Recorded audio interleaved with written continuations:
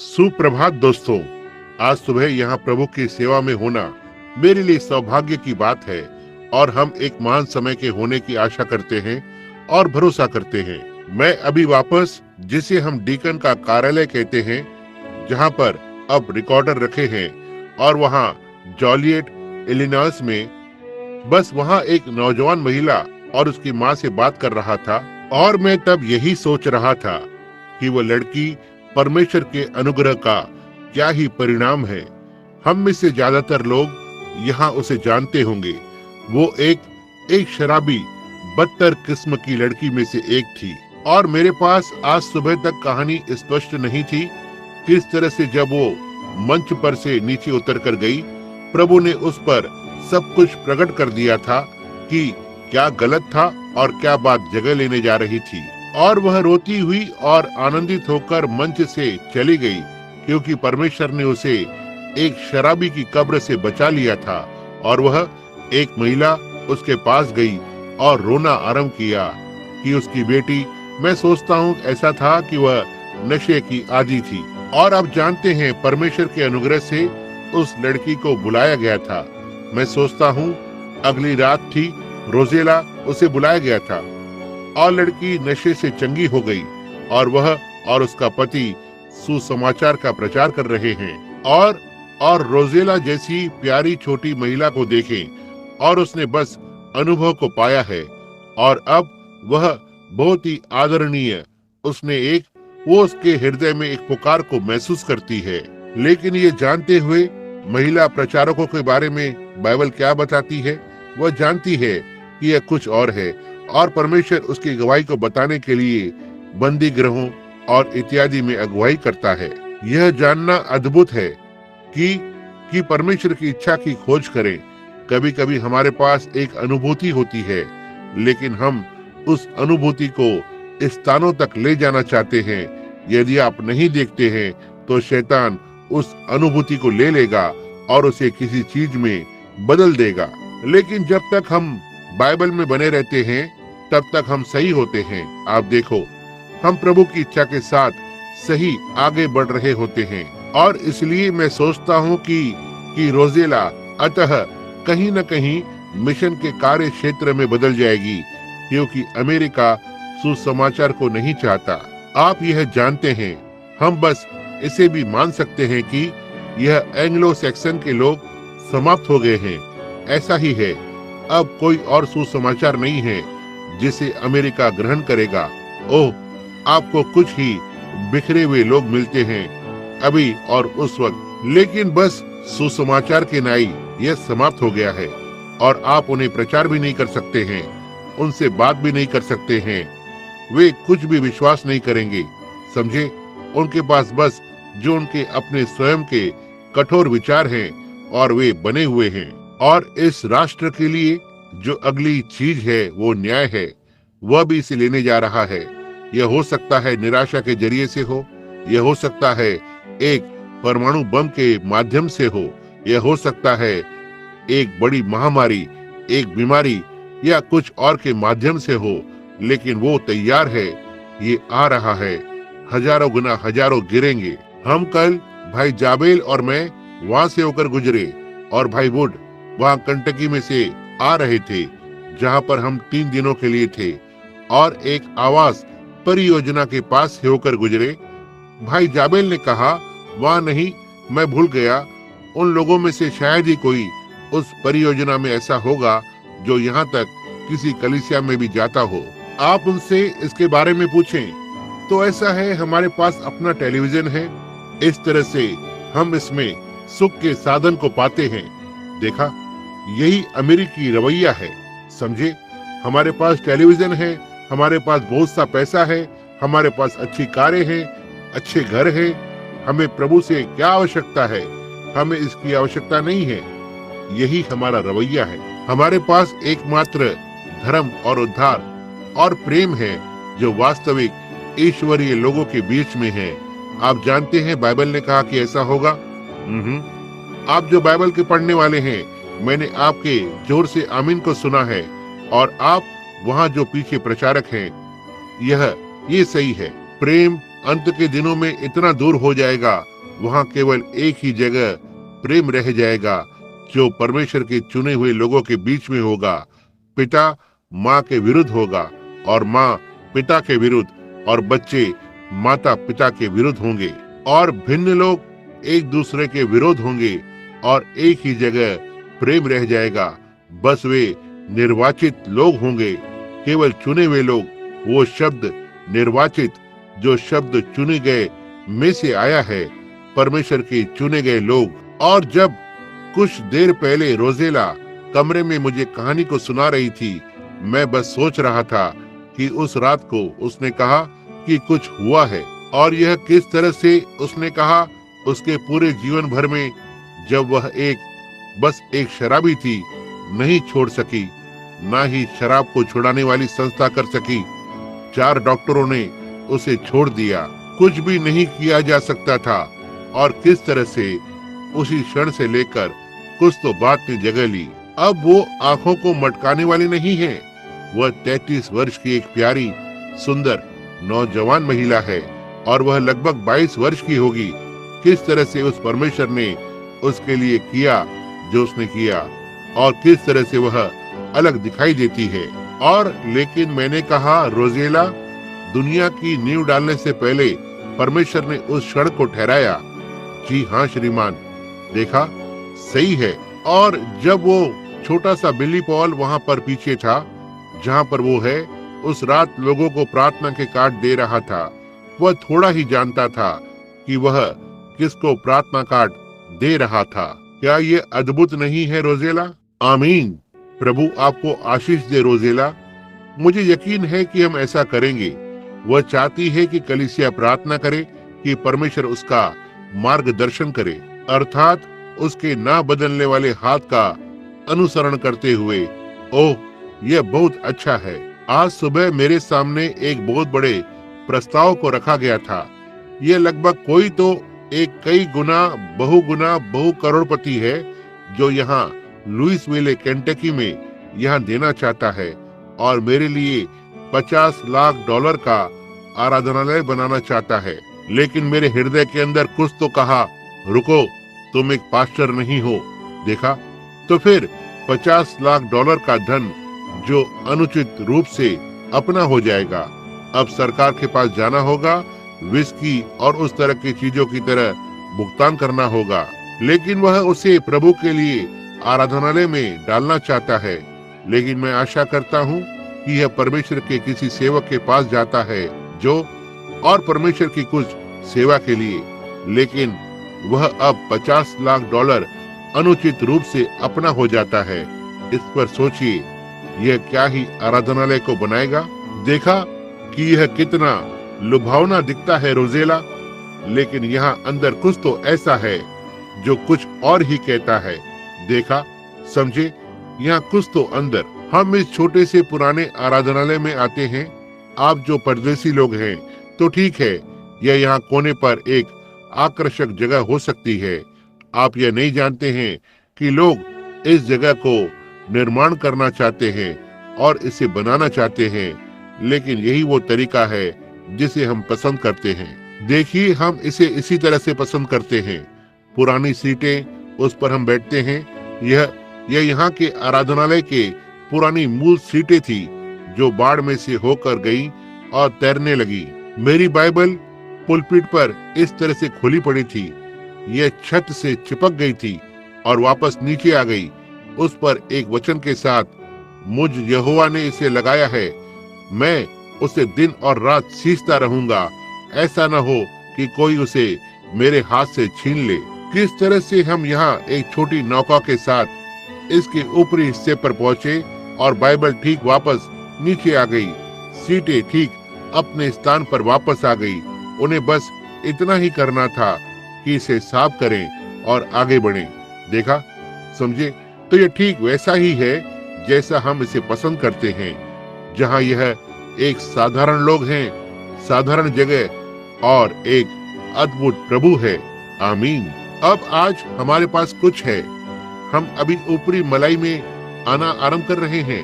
आप जानते हैं, सारे उस दूध को निकाल देने के बाद और सिर्फ मलाई रहती है।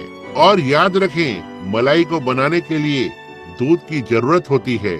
आप जानते हैं, वो मलाई दूध के भीतर की सामग्री है। तो हम पहले दूसरे अध्याय में थे और हम तीसरे में समाप्त कर रहे हैं और इब्रानियों की महिमामय किताब के चौथे अध्याय से आरंभ होता है।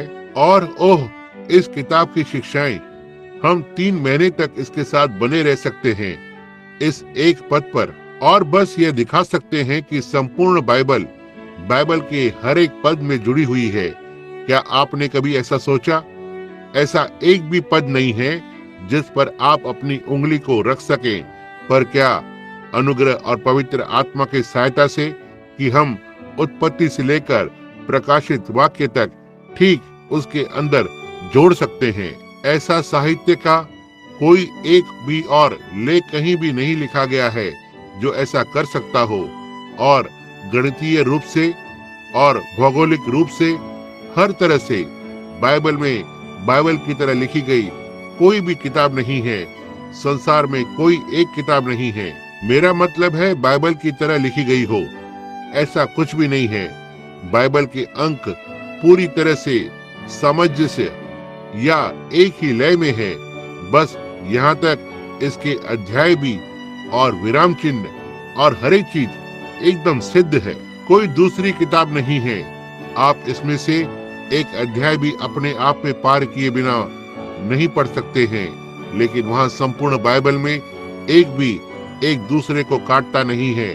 और इसे बहुत से लोगों द्वारा लिखा गया था और सैकड़ों वर्ष के भाग में एक भी लेख जाने बिना किसी एक ने इसे यहाँ लिखा और किसी एक ने इसे यहाँ लिखा है और किसी ने इसे यहाँ पर लिखा है।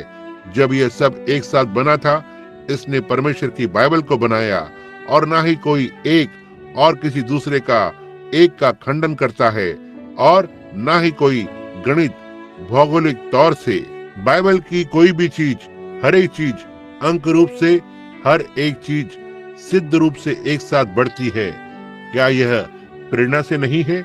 मैं नहीं जानता आप प्रेरणा को क्या कहेंगे।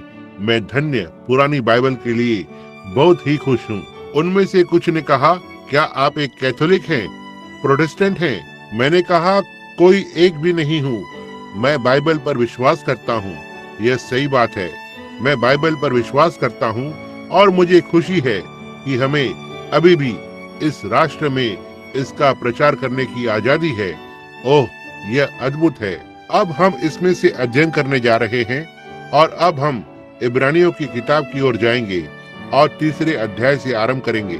और हमने 15वें पद पर छोड़ा था। और अब आप सब, मैंने कुछ समय पहले किसी को ध्यान देते हुए देखा जब मैंने अपना पढ़ने का चश्मा उठाया। ये ऐसा नहीं है कि मेरी आंखें खराब है, लेकिन मेरी उम्र 40 वर्ष के पार हो चुकी है। मैं इसे ठीक यहाँ पर पढ़ सकता हूँ, बस सामान्य तौर पर, लेकिन मैं इसे चश्मे से और बेहतर पढ़ सकता हूँ। और उन्होंने मुझे पढ़ने वाले चश्मे की एक जोड़ी बनाकर दी है जिसका मैं उपयोग करना चाहता हूँ, क्योंकि मैं इसे बेहतर और जल्दी पढ़ सकता हूँ। और यही है जिसके लिए ये मेरे पास है।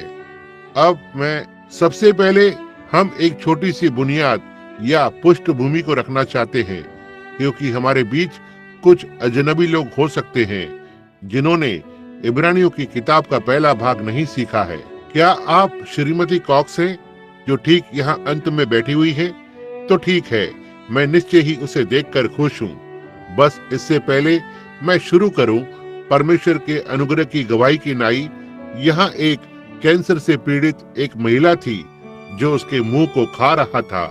वह बहन वुड की माँ है और मैं मिशिगन में जीन और लियो के साथ था और वे रिकॉर्डिंग को कर रहे थे।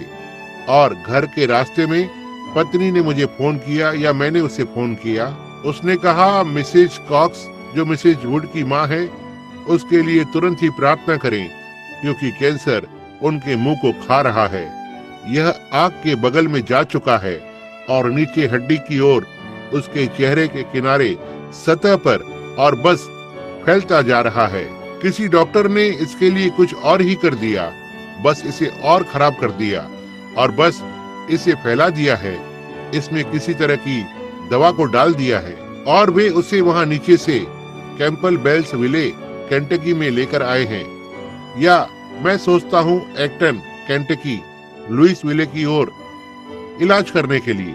और इसलिए श्रीमती वुड, मैंने पहली बार उसे देखा कि वह टूटी हुई थी, क्योंकि जाहिर है वह उसकी माँ थी और निश्चय ही वो टूटा हुआ महसूस करेगी। मैंने कमरे में जाकर और उसके लिए प्रार्थना की, इस भरोसे के साथ कि परमेश्वर ने कहा कि वह प्रार्थना का उत्तर देगा। और कुछ दिन वह उससे बाहर थी और वहां वो अब बैठी हुई है, बस उस अद्भुत अनुग्रह के साथ जो उसने उसके लिए किस तरह से किया है। क्या आप खड़ी होंगी? मैं आपको एक सार्वजनिक नहीं बनाना चाहता। कहाँ कैंसर कहाँ पर स्थित था? चेहरे के किनारे पर, वहां देखें, उसके चेहरे के उस तरफ या नीचे की ओर, उसके गाल की हड्डी तक, उसकी आंख के चारों ओर, और परमेश्वर ने उसे चंगा किया। क्या वह अद्भुत नहीं है? पिछले रविवार कितने लोग यहाँ पर थे यह देखने के लिए कि प्रभु ने एक दर्शन के द्वारा क्या किया। एक मनुष्य अपंग और अंधा दोनों था, ठीक यहाँ एक व्हील चेयर पर बैठा हुआ था। और मुझे कुछ दुख हुआ जब यहाँ बैठे उस बूढ़े व्यक्ति ने कहा, भाई ब्रैनम, मैं सोचता हूँ कि यह ठीक यहाँ ये वो भाई था। कहा, ऐसा ही मेरी पत्नी के लिए भी करें। यहाँ उसकी एक पत्नी है जो अपंग है। मेरा हृदय तब पिघल गया। मैं चाहता हूँ मैं संसार में कुछ भी दे देता यदि मैं कर सकता तो, लेकिन ऐसा नहीं है। मेरी सामर्थ्य में मत रखना, लेकिन यह मेरी सामर्थ और आपकी सामर्थ के लिए रखा है कि प्रार्थना करें कि परमेश्वर इसे करेगा। उसकी एक अपंग पत्नी है, लकवाग्रस्त हाथ, एक लकवाग्रस्त पैर, ऐसा दिखाई देता है। और इस व्यक्ति की हालत उससे कहीं अधिक खराब थी, क्योंकि वह खड़ी हो सकती है और थोड़ा चल सकती है, लेकिन यह व्यक्ति यहाँ तक ऐसा भी नहीं कर सकता था। और वह उसके दिमाग की मुख्य संतुलित करने वाली नस जा चुकी थी। मेयोस, कई अन्य लोगों ने उसे छोड़ दिया था और एक कैथोलिक ने उसे यहाँ पर भेजा, एक कैथोलिक डॉक्टर ने। और जैस्पर, इंडियाना में सेंट मिरनॉड में उसका लड़का वहां पर एक पादरी है, लेकिन वह उस वहां आने वाली बेदारी के लिए बुनियाद के पत्थरों को रख रहा है। और जब वह उठ खड़ा हुआ, उसने कहा, लेकिन मैं नहीं। उसने कहा, जी हाँ, मैं कर सकता हूँ। उसने सोचा कि वह नहीं देख सकता, आप जानते हैं। और उसने ऊपर की ओर देखा और उसके सिर को उठाकर देखा और वहां चल सका और देख सका।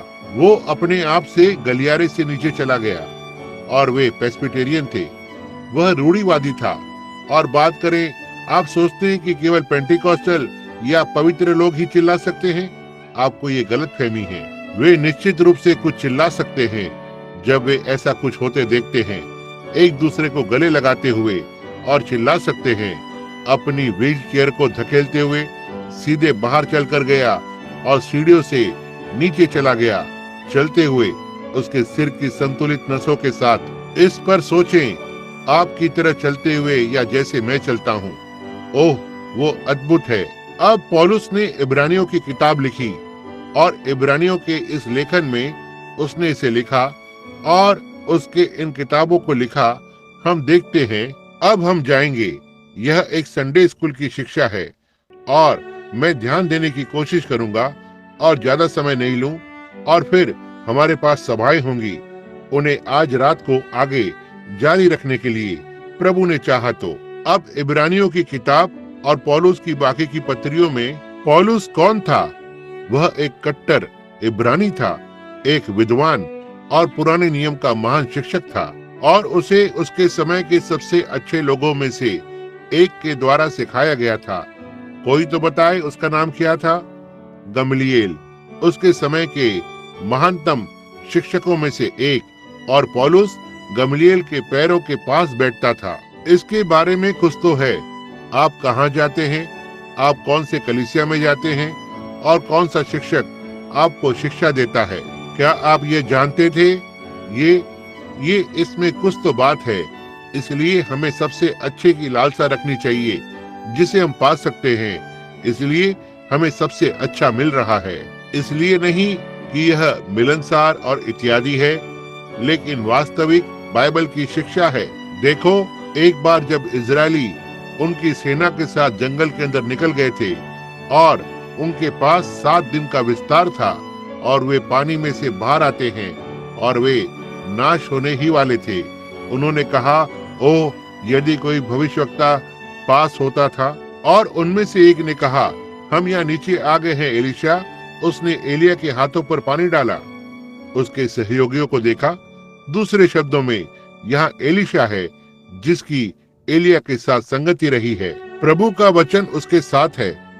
आपने इसे समझा, उसे सही सिखाया गया था और उसने कहा, वो यहाँ है, आओ वहां जाकर हम उससे परामर्श लें, क्योंकि उसका शिक्षक एलिया था और उसके पास उसमें एलिया की शिक्षा है।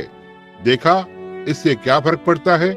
निश्चय ही हम सीखना चाहते हैं। इसलिए पौलुस के पास गमलीएल की शिक्षा थी और गमलीएल वह महान व्यक्ति था जिसने चुनाव किया था। वो व्यक्ति एक विद्वान होने के नाते कि जब ये सब चल रहा था, प्रारंभिक कलीसिया की शुरुआत हुई, उसने कहा, आओ हम उस पर हाथ को न डालें।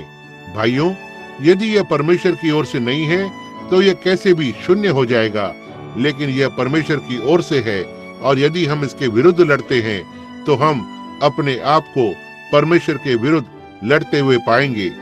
देखो, उसने कुछ अच्छी शिक्षा को दिया था।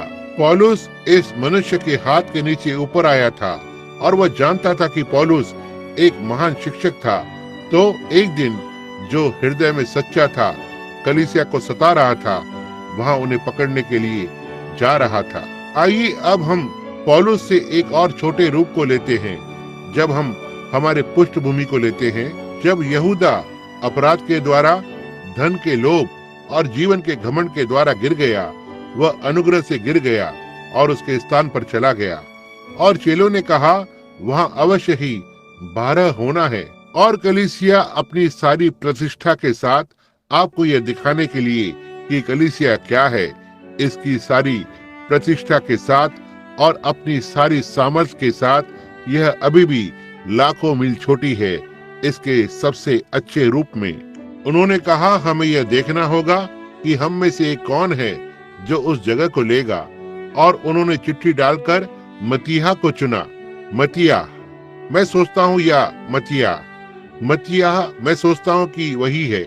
और जब वे उसे चुनकर और उन 12 के साथ रखा, उन 11 के साथ जिसे मिलाकर 12 बनते हैं, उसने एक काम भी नहीं किया।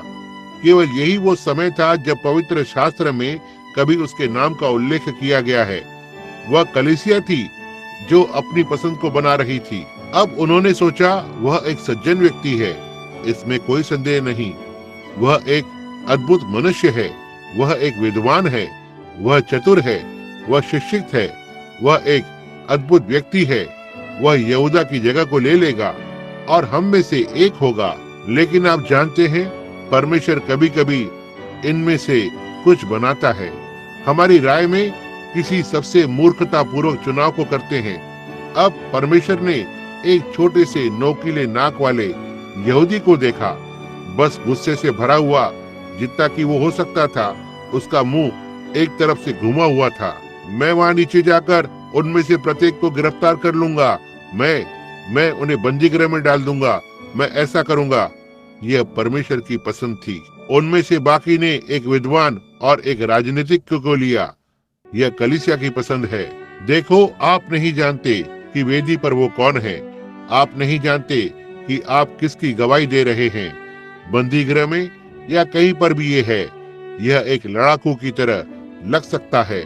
उसके कान टूटे हुए हों, आंखें घायल हों, और लेकिन आप नहीं जानते कि वह कौन है। आपने बस अपने चुनाव को डाला, बस इतना ही। उसे वचन को दें। परमेश्वर उसकी पसंद को लेता है। और परमेश्वर ने इस छोटे से झट क्रोध करने वाले यहूदी को चुना। मेरा मतलब उसे चुनता है, वो उसके मार्ग पर है। मैं वहां जाकर और उन्हें पकड़ लूंगा। मैं उन्हें दिखाऊंगा कि मैं इस तरह से क्या कर सकता हूँ। और परमेश्वर ने उसे तब नीचे गिरा दिया। परमेश्वर ने कहा, यह मेरी पसंद है। ठीक वहां, क्या यह कलीसिया के लिए मूर्खता नहीं होगी? क्यों?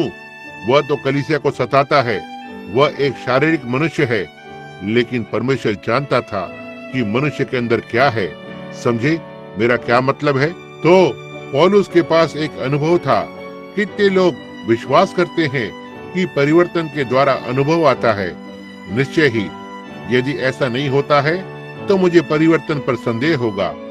एक परिवर्तन अनुभव को लाता है और आप इसे अब भी किसी चीज के लिए जांच या परख नहीं सकते। कभी कभी यह हो सकता है चिल्लाना हो, कभी कभी यह हो सकता है अन्य भाषा में बोलना हो, कभी कभी यह हो सकता है रोना हो, कभी कभी यह कराहना भी हो सकता है। आप नहीं जानते कि यह क्या है, इसलिए इसे परखने की कोशिश न करें, क्योंकि आप में से हर एक जन इसमें गलत साबित हुआ है। आप जो मेथोडिस्ट हैं और आप जो बैप्टिस्ट हैं और आप नाजरीन और पेंटिकॉस्टल हैं। मैंने देखा है कि लोग जितना जोर से चिल्ला सकते हैं उतना जोर से वे चिल्लाते हैं। यदि वे कर सकते हैं तो आपके दांतों से सोना भी चुरा लेंगे।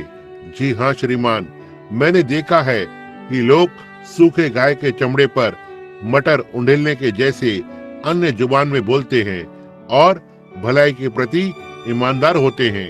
मुंह के दूसरी तरफ तंबाकू को चबाते हैं और यदि वे ऐसा कर सके तो आपका गला भी काट लें। ये सही बात है, तो उन्हें बातें ऐसी नहीं। इस बात का कोई प्रमाण नहीं है कि आप इसे साबित कर सके। केवल उस व्यक्ति के जीवन के द्वारा ही साबित होता है। उनके फलों के द्वारा तुम उन्हें जान लोगे। तो ये सब परमेश्वर पर निर्भर करता है। वह एक चुनाव को करता है, वह चीजों को एक साथ लाता है और यह इसी तरह से होता है। इसलिए यदि आपका जीवन बाइबल के फलों से तुलना कर रहा है तो आपको एक बहुत अच्छा गर्भ धारण हुआ है। यदि आपकी आत्मा उसकी आत्मा के साथ गवाही को देती है कि आप परमेश्वर के पुत्र और पुत्रियां हैं, आप सारी पुरानी दुष्ट बातें जा चुकी हैं और सब कुछ नया बन चुका है और आप प्रेम में जी रहे हो और आपके पास शांति है और अनुग्रह और इत्यादि है। आप तब उस समय राज्य के काफी समीप पहुंच रहे हैं, क्योंकि जो जीवन आप में है वह उस तरह के जीवन को उत्पन्न कर रहा है। समझे? यदि आप कहते हैं ओ हालेलुया, मैंने अन्य भाषाओं में बोला, हालेलुया, इससे कोई मतलब नहीं है। इसका मतलब इससे ज्यादा कुछ नहीं है कि यदि आप यहाँ से जाकर और गिटार या किसी चीज पर धुन बजाई हो, इसका एक बात से भी मतलब नहीं रखता है। भले ही आपने अन्य भाषा में बोला, भले ही आपने चिल्लाया हो और गलियारे में ऊपर नीचे दौड़े हो और आंसू बहाकर रोए तक हो जैसे आप प्याज छिल रहे थे, इसका एक बात से भी मतलब नहीं रखता है। एक बात भी नहीं, जब तक कि रोजमर्रा का जीवन बिल्कुल वैसे ही समर्थन नहीं करता, इसके साथ बना नहीं रहता है। अब यदि आप उन चीजों को करते हैं, साथ ही वो जीवन आमीन करते हैं, जो ये ठीक बात है, अच्छी बात है, लेकिन आप उन चीजों को बिना उस जीवन के भी कर सकते हैं, तो फिर ना कोई चिल्लाना, इस तरह का कोई भी प्रमाण नहीं है। यीशु ने कहा उनके फलों से तुम उन्हें जान लोगे, और आत्मा का फल अन्य भाषा में बोलना नहीं है, यह आत्मा का फल नहीं है। चिल्लाना आत्मा का फल नहीं होता है, रोना आत्मा का यह फल नहीं होता है, लेकिन प्रेम, आनंद, शांति, धीरज, भलाई, नम्रता, विश्वास, दीनता, संयम, यही आत्मा के फल होते हैं। देखा, यही है जो आत्मा के फल होते हैं। तो ठीक है, अब हमारे पास इन चीजों का कारण है। वे संगठन को बनाना पसंद करते हैं। आप देखो, तो ठीक है, हमारे पास होगा। परमेश्वर धन्य है, सभी विश्वास करते हैं जिस तरह से हम करते हैं, हम इसी तरह से जाएंगे। सभी विश्वास करते हैं जैसे हम करते हैं, हम इसी तरह से जाएंगे। लेकिन परमेश्वर चाहता है कि सभी इस तरह से जाएं, ठीक ऊपर। अब पौलुस, उसके पास यह अनुभव होने के बाद, तब उसने सोचा कि यह एक अद्भुत अनुभव था। अब कैसे? आइए हम उस अनुभव को थोड़ा सा दोहराएंगे। पौलुस दशमिश के रास्ते में था। कुछ लोगों को गिरफ्तार करने के लिए जा रहा था, क्योंकि वहां पर सुसमाचार फैल चुका था। सुसमाचार का अर्थ होता है अच्छी खबर, और वे वहां पर यहाँ वहां बिखरे हुए थे और बहुत से लोग उठ खड़े हुए थे, प्रेम और आनंद से भरे हुए और प्रभु यीशु से प्रेम रखने वाले। और ये इस तरह फैल चुका था, इसलिए पौलुस को महायाजक से कुछ आदेश मिले। उसने कहा, मैं वहां नीचे जाकर और मैं उन्हें गिरफ्तार कर लूंगा, हर एक को। सो उसने पहरेदारों के छोटे से दल को लिया, मंदिर के पहरेदारों, सिपाहियों को। दूर उस मार्ग पर वो चला गया जब वे सड़क पर आगे बढ़ रहे थे, और वो बस इतना ही जानता था कि वह क्या करने जा रहा है। अचानक ही कुछ तो घटित हुआ। अचानक से उसके सामने वहां एक बड़ा प्रकाश था, महान उजियाला। अब ये सूरज की तरह चमक रहा था। ऐसा घटित होना अजीब सी बात थी। प्रकाश इतना अधिक चमका कि वो बस उसकी आंखें लगभग जा चुकी थी और वो जमीन पर गिर पड़ा, और वह नीचे जमीन पर पड़ा हुआ था। और उसने ऊपर देखा, उसके साथ शायद 10 या 15 पुरुष थे। क्या उन लोगों में से किसी ने उस प्रकाश को देखा? नहीं श्रीमान, पौलुस ने इसे देखा। यह उन पुरुषों को इसे देखने के लिए नियुक्त नहीं किया गया था। इसलिए कुछ लोग चीजों को देख सकते हैं जहां पर अन्य नहीं देख सकते हैं, समझे? इसलिए पौलुस ने उस प्रकाश को देखा। इतना अधिक था कि इसने यहाँ तक उसे अंधा भी कर दिया। वह बहुत दिनों तक नहीं देख सका। यह उसके लिए क्या ही वास्तविकता थी, और वह नहीं देख सका। बहुत बाद में जब उसने पत्रियों को लिखा तो उसकी आंखों ने उसे बुरी तरह से परेशान किया, इतना तक कि उसने बड़े बड़े अक्षरों में लिखा। उसने कहा, यह देखते हुए कि मैंने तुम्हें बड़े बड़े अक्षरों में लिखा है। वह मुश्किल से देख भी नहीं सका था।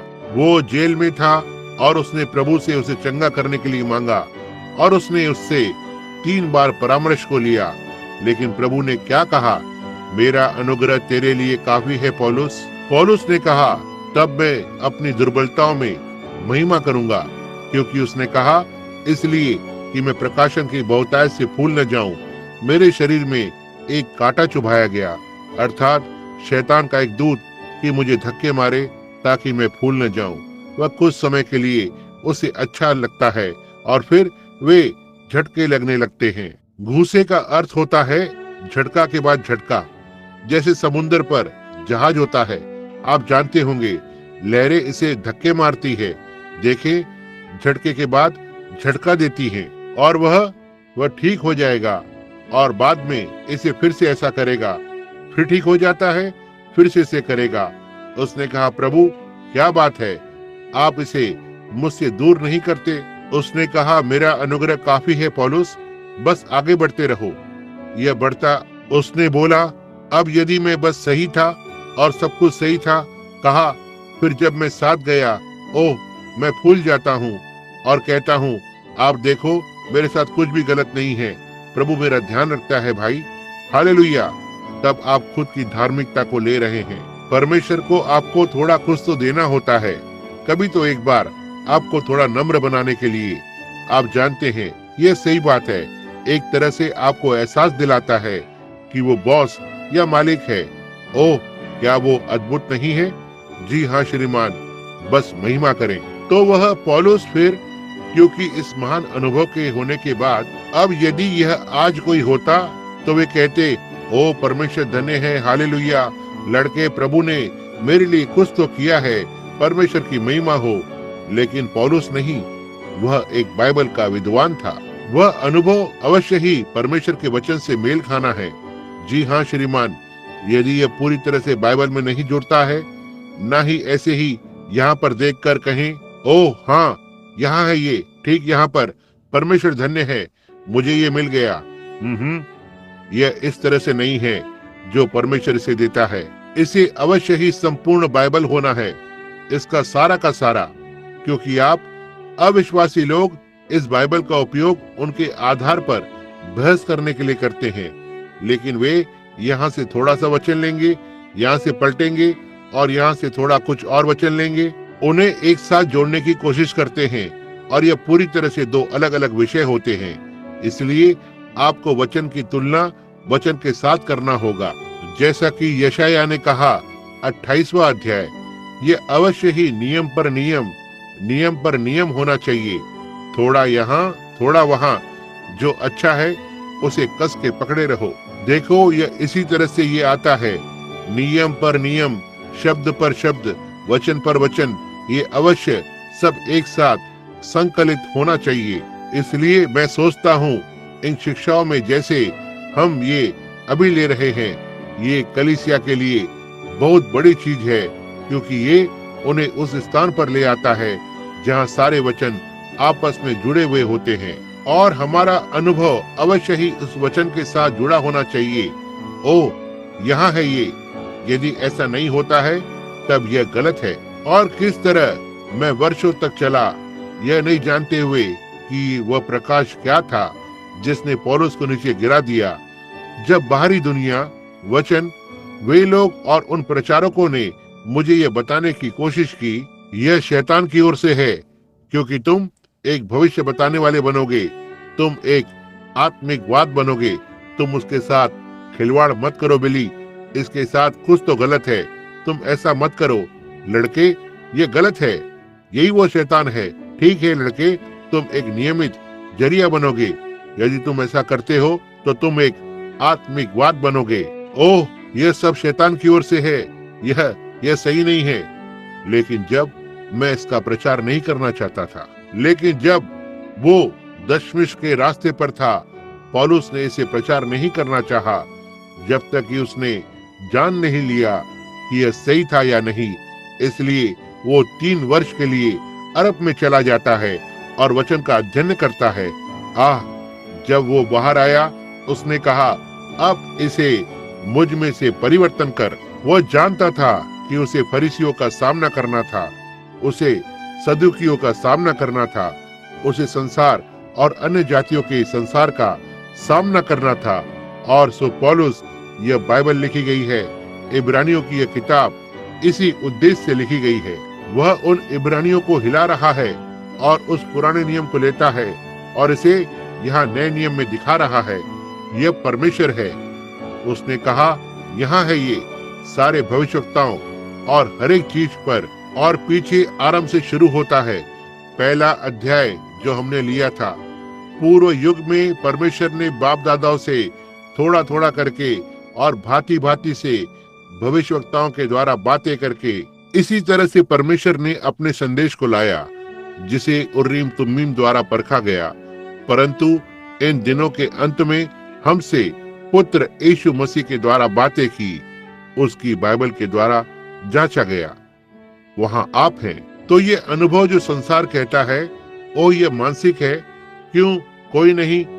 जब वह दूत प्रकट हुआ, वो प्रकाश यहाँ नदी पर था। जब मैंने यहाँ कोने पर अपने पहले बेदारी का प्रचार किया, हमने उन सभी लोगों को बपतिस्मा दिया। मैं विश्वास करता हूँ भाई फ्लेमन, आप शायद इसमें रहे होंगे। मैं नहीं जानता कि आप तब यहाँ थे या नहीं। कितने यहाँ पर थे जब उस नदी पर प्रकाश दिखाई दिया? क्या यहाँ उस पुराने समय का कोई है? हाँ, उनमें से कुछ है। जब यह नीचे नदी पर था, और उन्होंने कहा यह सिर्फ एक प्रकाश से संबंधित ब्रह्म था। हम में से बहुत से लोग खड़े हुए थे, इसकी ओर देख रहे थे, और यहाँ पर ये नीचे आ गया। और फिर वर्षों के बाद परमेश्वर ने इसे एक कैमरे की यांत्रिकी आग के द्वारा साबित कर दिया। यह सच है। अच्छा, क्या यह कुछ काल्पनिक है या कुछ ऐसा है कि नहीं श्रीमान, हम इसे ठीक यहाँ बाइबल में से ले रहे हैं और आपको दिखा रहे हैं। यह वही प्रभु यीशु है, वह उन्हीं कामों को करता है, उसकी क्रिया वही है, उसकी सामर्थ्य वही है। देखिए, पिछले रविवार यहाँ उधर मेरे बिस्तर पर लेटा हुआ था। अपने जीवन में उस मनुष्य को कभी नहीं देखा। बाहर आकर और कहा, वहाँ आराधनालय में एक मनुष्य है और वह अधेर, काले सिर वाला, अधेर होता हुआ। वह अंधा है और वह चल नहीं सकता है, वह व्हील चेयर पर है। एक काले सिर वाले व्यक्ति ने उसे ऊपर भेजा है। एक डॉक्टर, वो डॉक्टर एकरमैन, एक काले सिर वाला व्यक्ति, कैथोलिक व्यक्ति, एक मनुष्य को यहाँ भेजा। ठीक वहाँ बैठा हुआ था और युवा यो कहता है। वो उठ खड़ा हुआ, अपनी दृष्टि और हर एक चीज को पाकर और बाहर चलकर गया। ये किसने किया? यहाँ पर वही वो दूत है, ये वही वो एक है जिसने दशमिक को जाने वाले रास्ते में पौलुस को नीचे गिराया था। वह आज उसके कलीसिया और उसके लोगों में रहता है। यह वचन है जो वचन के साथ तुलना करता है। इसी तरह से ऐसा ही होना चाहिए। ओह, हमारे पास गुनगुने हैं, हम थोड़ी देर के बाद इसमें जाएंगे। ओह, हमारे सामने एक गहरी बात है, यदि हम अभी उसमें उतर सकते हैं आज और आज रात को। अब यह गहरे पानी में उतरना शुरू हो गया है, जहां आप जानते हैं, जब मैं छोटा सा लड़का था, मेरे जगह के पीछे एक छोटा सा तालाब हुआ करता था और मैं वहां जाया करता था और हम सभी छोटे बच्चे नग्न अंदर चले जाते, छोटे लगभग 6-7 वर्ष के बच्चे, और हम पानी लगभग इतना गहरा था, यह एक सुअर के कीचड़ के कुंड से अधिक बड़ा नहीं था, और मेरे पास वहां एक साबुन की डिब्बी थी। मैं दिखाता कि मैं गोता लगा सकता हूँ, मेरी नाक को पकड़ता और दिखावा करता उस तरह जाते हुए, और मेरा छोटा सा पेट नीचे कीचड़ से टकराता, आप जानते होंगे, और ये यहाँ वहाँ उड़ने लगता। मैंने अपने पिता को बताया कि मैं तैर सकता हूँ। एक दिन वो मुझे पीछे वहां लेकर गए। उन्होंने कहा, मैं तुम्हें तैरते हुए देखना चाहता हूँ। मैं वहां से कूद गया। आप जानते हैं, मैंने अपने कपड़े उतार दिए और टिड्डियों का एक छोटा सा झुंड और नीचे भागा, पानी पर छलांग लगाई। मैं चींटे उड़ाने लगा, कीचड़ हर तरफ उड़ रहा था और पिताजी एक पुलिया पर बैठे हुए थे। उन्होंने वहां बैठकर और कुछ मिनटों तक मुझे देखते रहे। कहा, उस पानी के खड्डे में से बाहर निकलो और खुद को नहलाओ और घर चलो, समझे? तो ठीक है, बस यही वो तरीके हैं हम में से कुछ जो खुद को मसीही कहते हैं, हम जो कीचड़ में रेंगते हैं। ये सही बात है, जब तक आप जुड़े हुए होते हैं। मैं एक मेथोडिस्ट हूँ, मैं पेंटिकॉस्टल हूँ, मैं एक प्रेस्बिटेरियन हूँ, मेरे पास एक प्रमाण है, मैंने इसे पा लिया। तुम कीचड़ में रेंग रहे हो।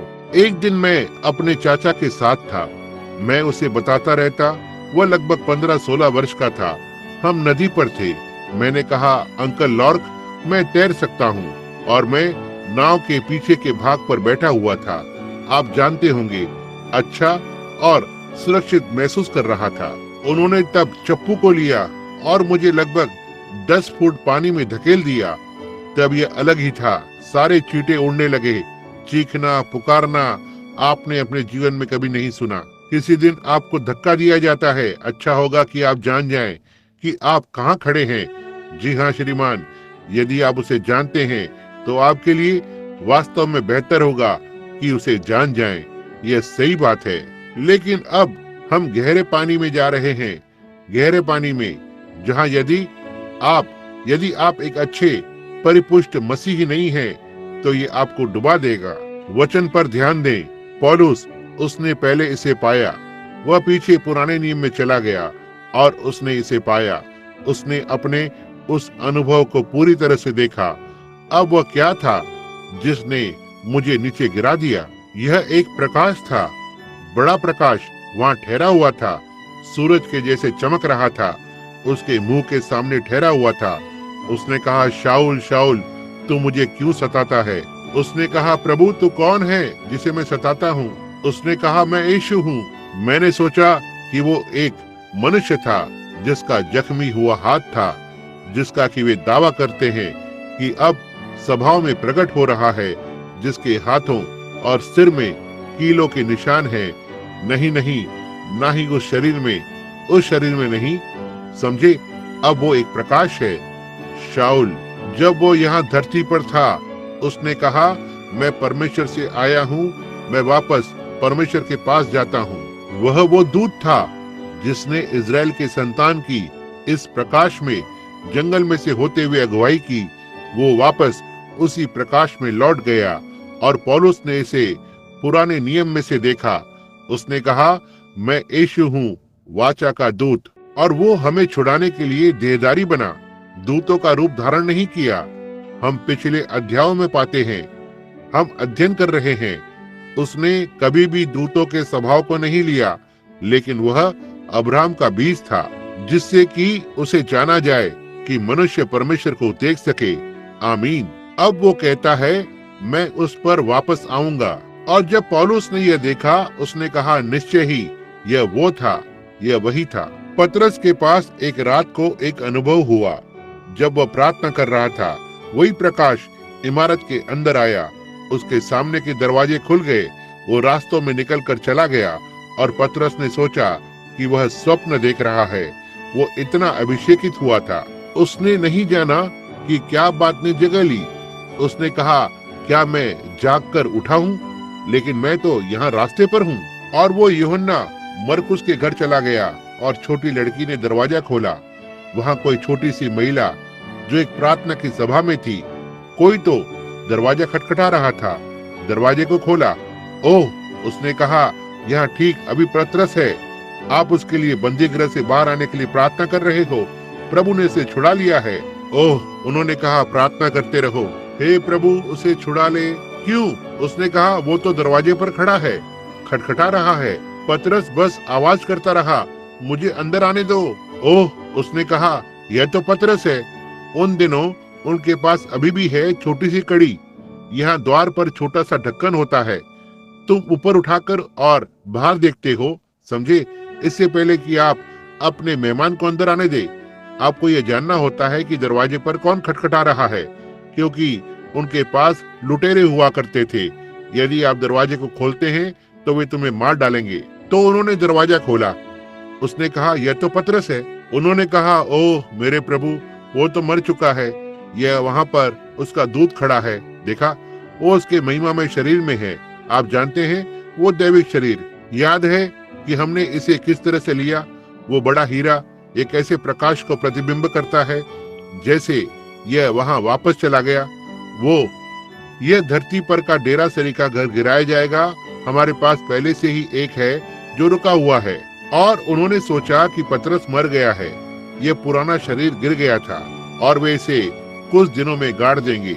उसने उसके दूत में प्रवेश किया था, या उसके महिमा, न ही महिमा में शरीर में, लेकिन उसके दैविक शरीर में, वो शरीर जो पहले से ही तैयार की गई है। यह आपके हाथों को नहीं मिला सकता।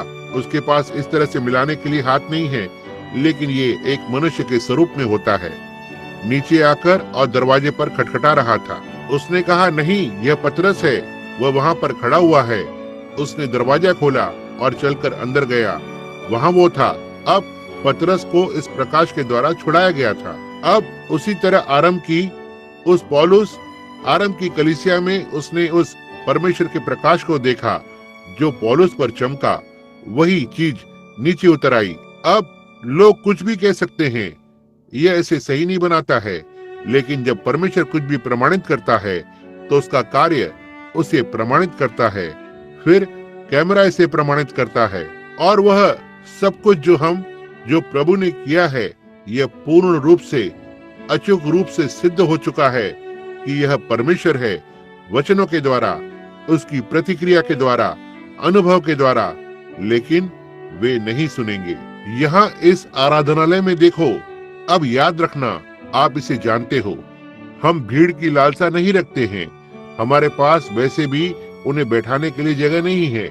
लेकिन देखो, इस प्रकार की एक सभा जहां हम इसके लिए एक साथ एकत्र हो रहे हैं, फॉल्स के शहरों को आकर्षित करना चाहिए। लेकिन वे मरे हुए हैं, वे पूरी तरह से मरे हुए हैं। उनके पास आंखें हैं, लेकिन वे देख नहीं सकते। तुम कहते हो, तुम क्यों भाई ब्रैनम, क्या वे डॉक्टर के पास जाकर अपनी आंखें ठीक नहीं करवाते?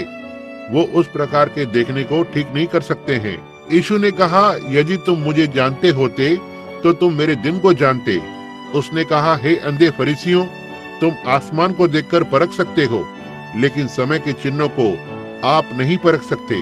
क्या यह आपके सिर के ऊपर से जा रहा है? सुनना, उन चिन्हों की ओर देखें जिनमें हम रह रहे हैं। अब यह बस कुछ ऐसा नहीं है। मैं बस एक मनुष्य ही हूँ, यहाँ तक कि एक प्रचारक भी नहीं हूँ कि इसके बारे में बात करूं।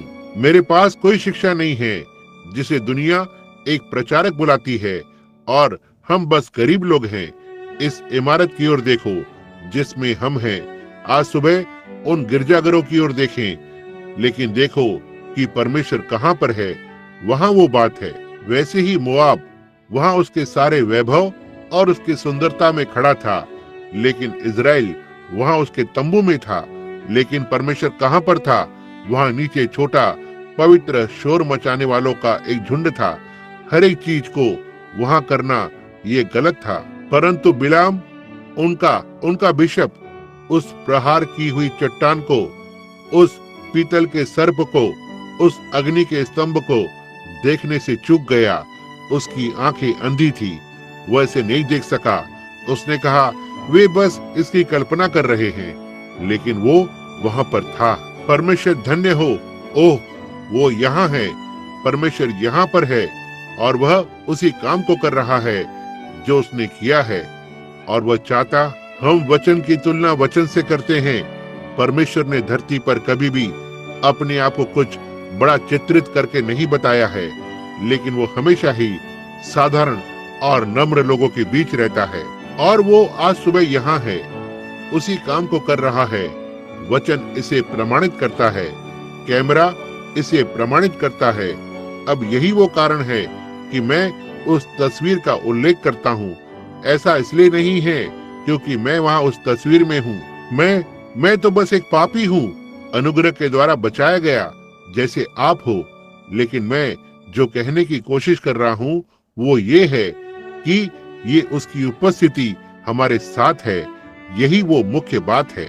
तो ठीक है, यदि उसने मुझे एक देहधारी एलीशा बनाया, यदि आपके पास विश्वास नहीं होता है कि इस पर विश्वास करें, तो इससे आपका कभी भी भला नहीं होगा। वह उसके अपनों के पास आया, उसके अपनों ने उसे ग्रहण नहीं किया। यही वो कारण है कि आज यहाँ शहर में हूँ। क्यों? मैं यहाँ एक बेदारी शुरू कर सकता हूँ। किसी बड़ी इमारत या कहीं किसी में आपको कभी भी इस पर विश्वास करने वाले बहुत से लोग नहीं मिलेंगे। वे बस नहीं करेंगे, वे नहीं कर सकते, उनके दिन खत्म हो गए हैं। यही शिक्षा आज सुबह अफ्रीका में हो सकता है कम से कम 10,000 को उत्पन्न करे। मसीह के लिए 10,000 प्राण। जहाँ हो सकता है आज सुबह एक पापी यहाँ बैठा हुआ हो, या ऐसे ही कुछ तो कोई पीछे हटा हुआ बैठा हो। उनमें से अधिकांश ऐसे हैं जो बस पूरी तरह से बारीकी से तलाश कर चुके हैं। इतना तक ये अब समाप्त हुए हैं। ऐसा ही है। लेकिन हम जो कहने की कोशिश कर रहे हैं वो ये है कि वचन की तुलना वचन से करना है। अब कोई फर्क नहीं पड़ता कि अनुभव कितना बड़ा है, जब तक कि इसकी तुलना वचन से नहीं होती है। यह गलत है। वो उरीम तुमीम, कोई फर्क नहीं पड़ता। भविष्यवक्ता कितना भी अच्छा क्यों न हो, यदि उसने बोला और उरीम तुमीम पर वो प्रकाश नहीं चमकता तो यह गलत था। सपना कितना भी अच्छा दिखाई पड़े, यदि यह उरीम तुमीम पर नहीं चमका तो यह गलत था। जब उस याजक गण ने समाप्त कर दिया, परमेश्वर ने उसकी बाइबल को ऊपर रख दिया। पौलुस ने कहा, यदि स्वर्ग से कोई दूत भी आकर गलतियों 1:8 और जो कुछ तुम्हें प्रचार किया गया है उसके अलावा कोई और सुसमाचार को प्रचार करे, वह शापित होने दो। स्वर्ग के दूत ने यूहन्ना उस प्रकट करने वाले से कहा जो स्वयं परमेश्वर था, मुझ यीशु ने अपने दूत को भेजा ताकि प्रमाणित करूं या इन बातों को दिखाऊं। उसने कहा, यदि कोई मनुष्य उसमें एक शब्द भी जोड़े या उसमें से एक शब्द निकाले, उसी तरह उसका जीवन की पुस्तक में से निकाल लिया जाएगा। यह ऐसा ही है बाइबल। इसलिए ये अनुभव और ये चीजें जो हमारे पास यहाँ होनी है, यदि ये परमेश्वर के वचन द्वारा प्रमाणित नहीं होती तो ये गलत होगी। मैं परवाह नहीं करता क्या बात जगह लेगी, यह गलत होगा। तो यह वचन अनुसार है, पूरी तरह से सत्य। ओह, मैं बहुत खुश हूँ कि मैं मसीह की महान ध्येय का एक सदस्य हूँ। अब आइए हम आगे बढ़ें। हम विषय पर आ रहे हैं। अब हमने यहाँ पर समाप्त किया जहाँ उसने कहा, देखते हुए कि हम पर दया कर रहे हैं, ना ही मुझे क्षमा करना। यही है, मैं 12वें अध्याय से हवाला दे रहा था। मैं इसे पढ़ रहा हूँ, लेकिन मैंने इसका अध्ययन नहीं किया है।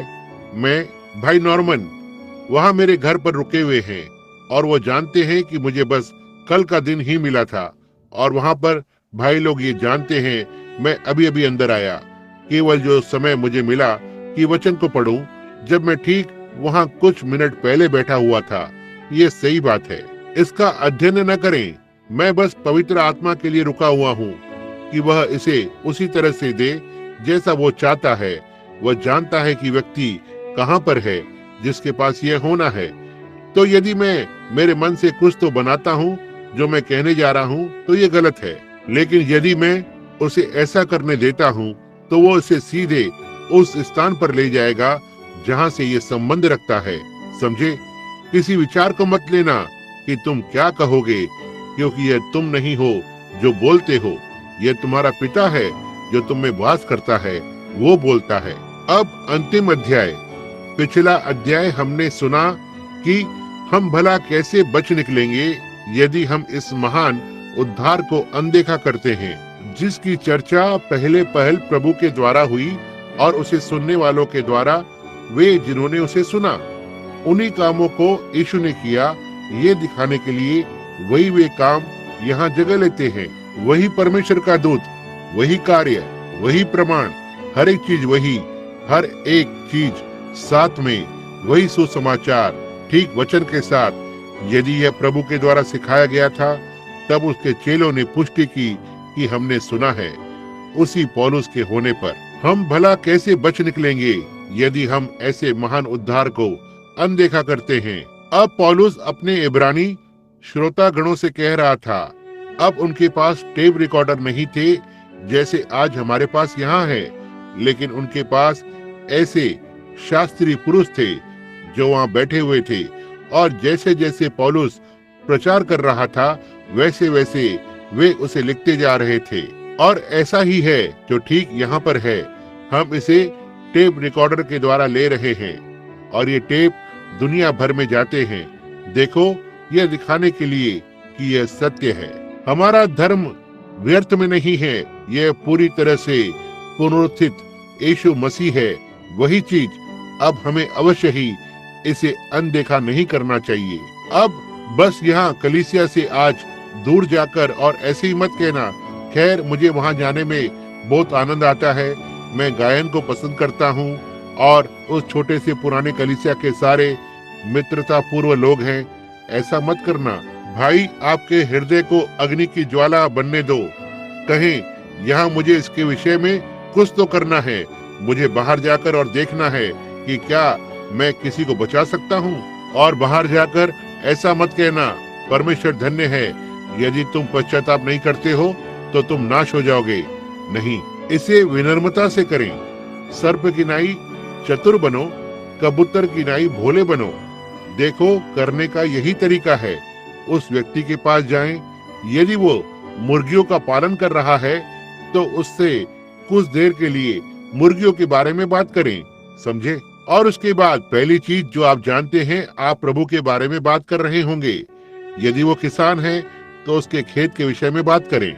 यदि वह मोटर गाड़ियों को बेचता है तो थोड़े समय के लिए उसके मोटर गाड़ियों के बारे में बात करें। तुम्हारे पास कितनी अच्छी कारें हैं और इत्यादि। देखा, जब तक आप आत्मा को पकड़ नहीं लेते, जब पिता कहता है अब उसके प्राण के विषय में उसके पास जाने का समय है, आप इसे मोड़ सकते हैं। देखो, यह एक अच्छी मोटर गाड़ी है। आप जानते हैं आज परिवहन करना बहुत ज्यादा हो चुका है। ओह, इससे किस तरह से राष्ट्रों को एक साथ लाया गया है और हमारे राष्ट्रों के शहर एक दूसरे के निकट हुए हैं। मित्र और माताएं एक दूसरे से मिलने आ जा सकते हैं। आप जानते हैं, आप जिस तरह से मोटर गाड़ियों को बेच रहे हैं, यह एक अच्छी बात है। जी हाँ श्रीमान, यह निश्चय ही है। आप जानते होंगे, उसके सिगार को फूंकते हुए या जो कुछ भी है। जी हाँ, वे अच्छी कारें हैं। क्या आपने कभी सोचा है कि पुराने जमाने के लोग यदि ऐसा कुछ देखते तो क्या सोचते? बस ऐसे ही बात करते रहें। आप समझते हैं, कुछ देर बाद कहें, हाँ जी हाँ, निश्चय ही है। आप जानते हैं, यह एक और काम को करता है। यह उन्हें लाता है जैसे हमारे पास होता है। जैसे बेदारियों में लोग देश भर से जल्दी से बेदारी के लिए आ सकते हैं। देखो, आप हर समय मार्ग को खोल रहे हैं। आप जानते हैं, यदि आपको महसूस होता है कि मार्ग में कुछ रुकावट है तो वहीं रुक जाएं, यहाँ से आगे बढ़ें। जैसे एक डॉक्टर ने फिनिक्स में कहा कहा प्रभु मेरे मुंह को अच्छे शब्दों से भर दीजिए, और उसके बाद जब मैंने बहुत बोल दिया है तो मुझे कोहनी से इशारा कीजिए। आप समझे? जी हाँ, जब मैंने बहुत बोल दिया है तो मुझे कोहनी से इशारा कीजिए। अब ध्यान दें, हम 15वें अध्याय से शुरू करने जा रहे हैं। मेरा मतलब तीसरे अध्याय के 15वें पद से। अब नजदीक से जैसा कहा जाता है कि यदि आज तुम उसका शब्द सुनो तो अपने मनों को कठोर न करो, जैसा कि क्रोध दिलाने के समय किया था। अब पौलुस को यहाँ बोलते हुए देखें। अब ये कहा गया है आज, बहुत समय के बाद। हम कुछ समय के बाद इसमें जाएंगे कि आज बहुत समय के बाद अगले अध्याय में आता है, इतने लंबे समय के बाद। जैसे कहा जाता है कि यदि आज तुम उसका शब्द सुनो तो अपने मनों को कठोर न करो, जैसा कि क्रोध दिलाने के समय किया था, जब उन्होंने परमेश्वर को क्रोध दिलाया।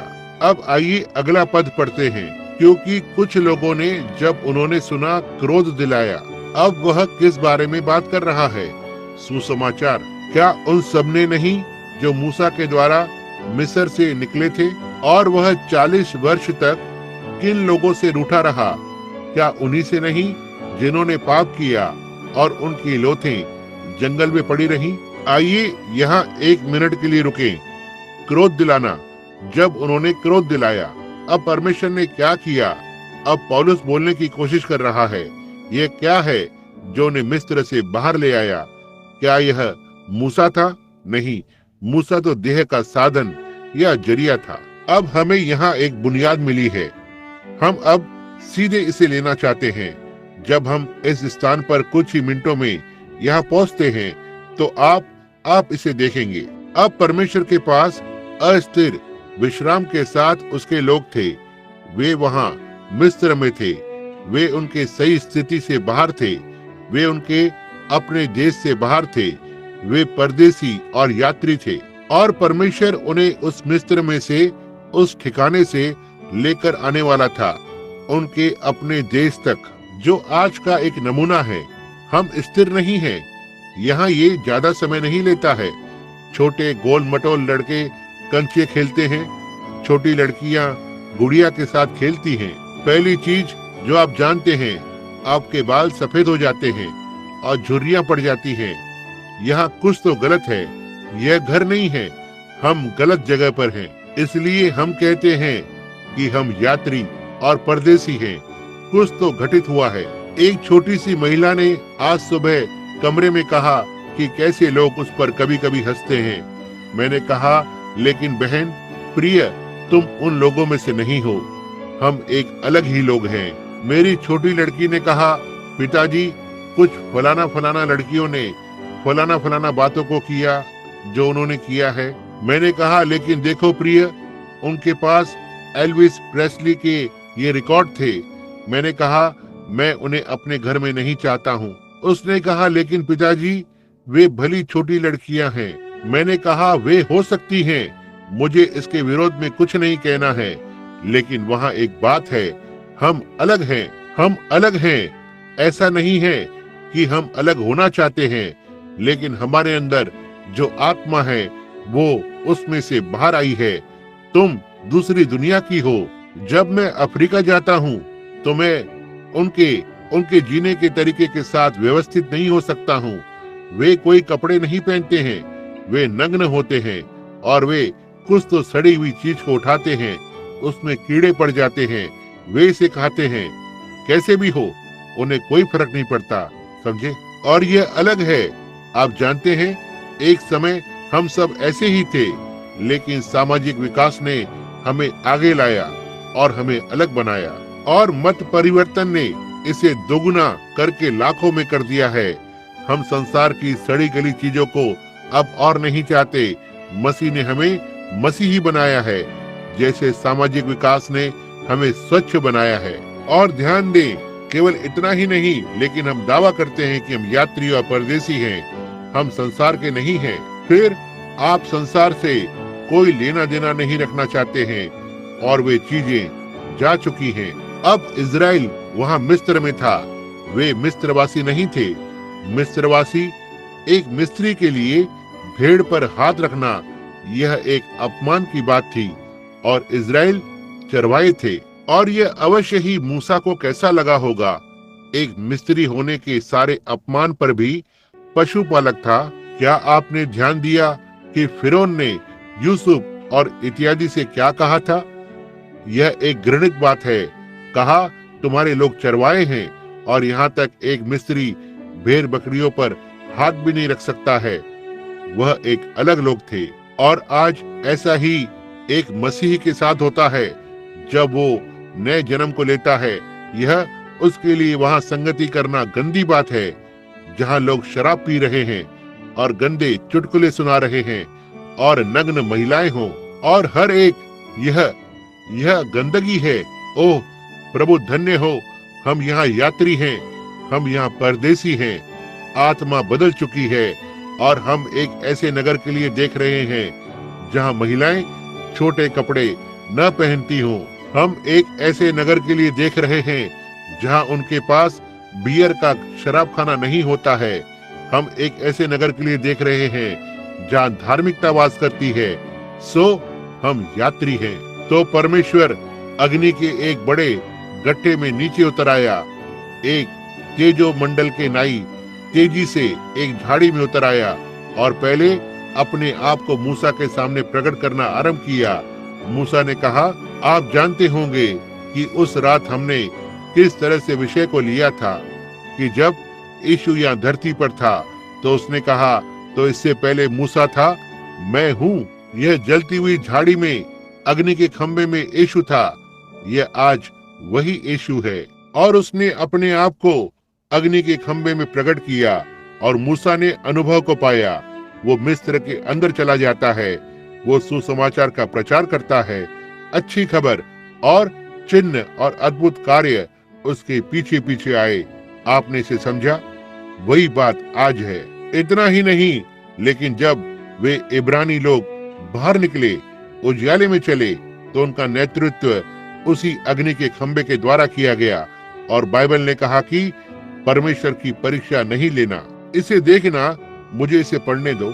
सो जैसा ये कहता है कि यदि आज तुम उसका शब्द सुनो तो अपने हृदय को कठोर न करो। उसकी आवाज तुम्हारे हृदय से बोल रही है, जैसा कि क्रोध दिलाने के समय जब उन्होंने उसे क्रोध दिलाया। सुनना, क्योंकि कुछ लोगों ने जब उन्होंने सुना तो उन्होंने क्रोध दिलाया। कितने लोग जानते हैं कि इजरायलियों ने उनके अविश्वास से परमेश्वर को क्रोध दिलाया था। वे कुड़कुड़ाए, वे पूरी तरह से, परमेश्वर सीधे वहां चला गया। और जब वे पूरी, पहली बात, वे मुसीबत में पड़ गए। यहाँ उनके ऊपर यह अग्नि का खंभा था। मैं नहीं जानता कि उन सभी ने इसे देखा या नहीं। कम से कम मूसा ने इसे देखा और वह उनके ऊपर था और उन्होंने इसकी ओर देखा। और जब वे नीचे आते हैं, मान लो कि यदि उन्होंने इसे नहीं देखा, तो मैं नहीं जानता कि उन्होंने देखा या नहीं, ये उनके आगे चला गया। बाइबल ने कहा कि ये वहां पर था। यह कहा, तारा ज्ञानी पुरुषों के आगे आगे गया। इसे किसी ने नहीं देखा सिवाय ज्ञानी पुरुषों के। यह हर एक वेधशाला के ऊपर से गया। उन्होंने तारों के द्वारा समय रखा। इसे किसी ने नहीं देखा सिवाय ज्ञानी पुरुषों के। यह उनके लिए ही था कि इसे देखें, और वे ज्ञानी पुरुष ही थे जिनके लिए तारा भेजा गया था। और अग्नि का खंभा मूसा के लिए भेजा गया और मूसा को इजरायलियों के लिए भेजा गया और उन्हें मूसा का अनुसरण करना था। वे मूसा को देख सकते थे और मूसा ने प्रकाश को देखा। वहां वे चले गए। तब वे छोड़कर निकल रहे थे और जब वे बाहर निकले, वे लाल समुद्र के पास पहुंच जाते हैं। और ओह, उन्होंने अद्भुत कार्यों के वे सब चिन्ह और चीजों को घटित होते हुए देखा था। जब वे अभी भी वहां मिस्र के पुराने देश में ही थे, लेकिन जब वे अपनी यात्रा में वहां से बाहर निकले, बस परिवर्तित होकर और बाहर निकाले गए। फिर पहली बात जो आप जानते हैं, वे मुसीबत में पड़ गए। परमेश्वर आपको परेशानी में लाना पसंद करता है। वो परेशानी को वहां रखना पसंद करता है और देखता है कि आप इसके बारे में क्या करेंगे। तब उसने बस लाल समुद्र को रोक दिया और पहली चीज जो आप जानते हैं उन्हें इस स्थान में से होकर चलाकर सीधा बाहर ले गया। फिर उनके पीछे फिरौन को भेजा। देखा कि किस तरह से परमेश्वर इसे करना पसंद करता है। वो उसकी सामर्थ और प्रेम को प्रदर्शित करना पसंद करता है। वो परमेश्वर है और वो बस आपको ये दिखाना पसंद करता है कि वो कौन है। आमीन। और परेशानी तो ये है कि आज लोग कहते हैं, ओह वे दिन बीत चुके हैं। नहीं, परमेश्वर अपने आप को भला कैसे प्रदर्शित कर सकता है जब आपको ऐसी बातें सिखाई जाती हैं। लेकिन परमेश्वर खुद को प्रकट करना पसंद करता है। यहाँ इजराइल के बच्चे प्रकाश में चलते हुए आते हैं। मूसा उनके आगे आगे चल रहा है। वहां वे थे, आगे बढ़ो, यह वो रास्ता है। परमेश्वर बुला रहा है। हम लोग बाहर निकल रहे हैं। हम प्रतिज्ञा किए गए देश में जा रहे हैं। Oh hallelujah. यहाँ वे सब चिल्ला रहे थे और कूद रहे थे और अच्छा समय बिता रहे थे, आप जानते हैं। और पहली बात जो आप जानते हैं, उन्होंने पीछे मुड़कर देखा और कहा, ओह वह धूल क्या है। उनमें से एक पहाड़ी पर चढ़ गया। उसने कहा, ओह ओह, हाय हाय, यह तो फिरौन की सेना है। परमेश्वर ने कहा, तुम इतने डरे हुए क्यों हो? क्या तुम विश्वास नहीं करते कि मैंने जो वहां किया है? तुम किस बात से इतने चिंतित हो? तुम मुझे क्यों क्रोध दिलाते हो? जब वे वहां पर पहुंचे तब मूसा निकलकर और परमेश्वर से मध्यस्थता किया। परमेश्वर ने तब लाल समुद्र को खोला और वे चलकर उस पार गए, शत्रु को अंदर समाप्त कर दिया। इसी तरह से परमेश्वर करता है। डरो मत, सारे उत्तेजित न हो जाओ, घबराओ मत, तुम परमेश्वर को क्रोध दिलाते हो। फिर उसने क्या किया? ऐसा दिखा, ठीक है, हमारे पास एक बड़ी परीक्षा थी, परमेश्वर धन्य हो, हम इसे पार कर चुके हैं, हमारे पास अब और नहीं होगी। हम प्रतिज्ञा किए हुए देश के रास्ते पर हैं। और वह उन्हें सीधे जंगल में ले गया जहां पर पानी नहीं है। क्या आप कल्पना कर सकते हैं? परमेश्वर उसके पवित्र किए हुए पवित्र लोगों के साथ उन्हें ठीक इस जाल में से बाहर निकाल लाया। फिर उन्हें उस जाल से बाहर निकाला और उन्हें सीधा यहाँ बाहर ले आया जहाँ पानी नहीं है, जबकि वह उन्हें किसी तरह से वहाँ ले जा सकता था जहाँ पानी था। क्यों? यदि वह चाहता था तो वो बस एक नदी बना सकता था सारे रास्ते भर। यदि वो चाहता तो वो हर एक पहाड़ के अंदर आनंद से फाड़ कर हवा में 50 फुट पानी उछाल सकता था। निश्चय ही वो कर सकता था, लेकिन यदि वो ऐसा करता तो ये बहुत ही आसान रहा होता। ओह, मैं इसे पसंद करता हूँ। प्रभु का नाम धन्य हो। परमेश्वर ने ऐसा क्यों नहीं होने दिया भाई ब्रैनम? परमेश्वर ने क्यों? परमेश्वर ऐसा करता है, उसे ऐसे ही रहने दो, बस चलते रहो, यह परमेश्वर का काम है। धर्मी जन के पद चिन्ह यहोवा की ओर से दृढ़ होते हैं। जी हाँ श्रीमान, इससे क्या फर्क पड़ता है? मैंने अपना सारा पैसा गवा दिया भाई ब्रैनम।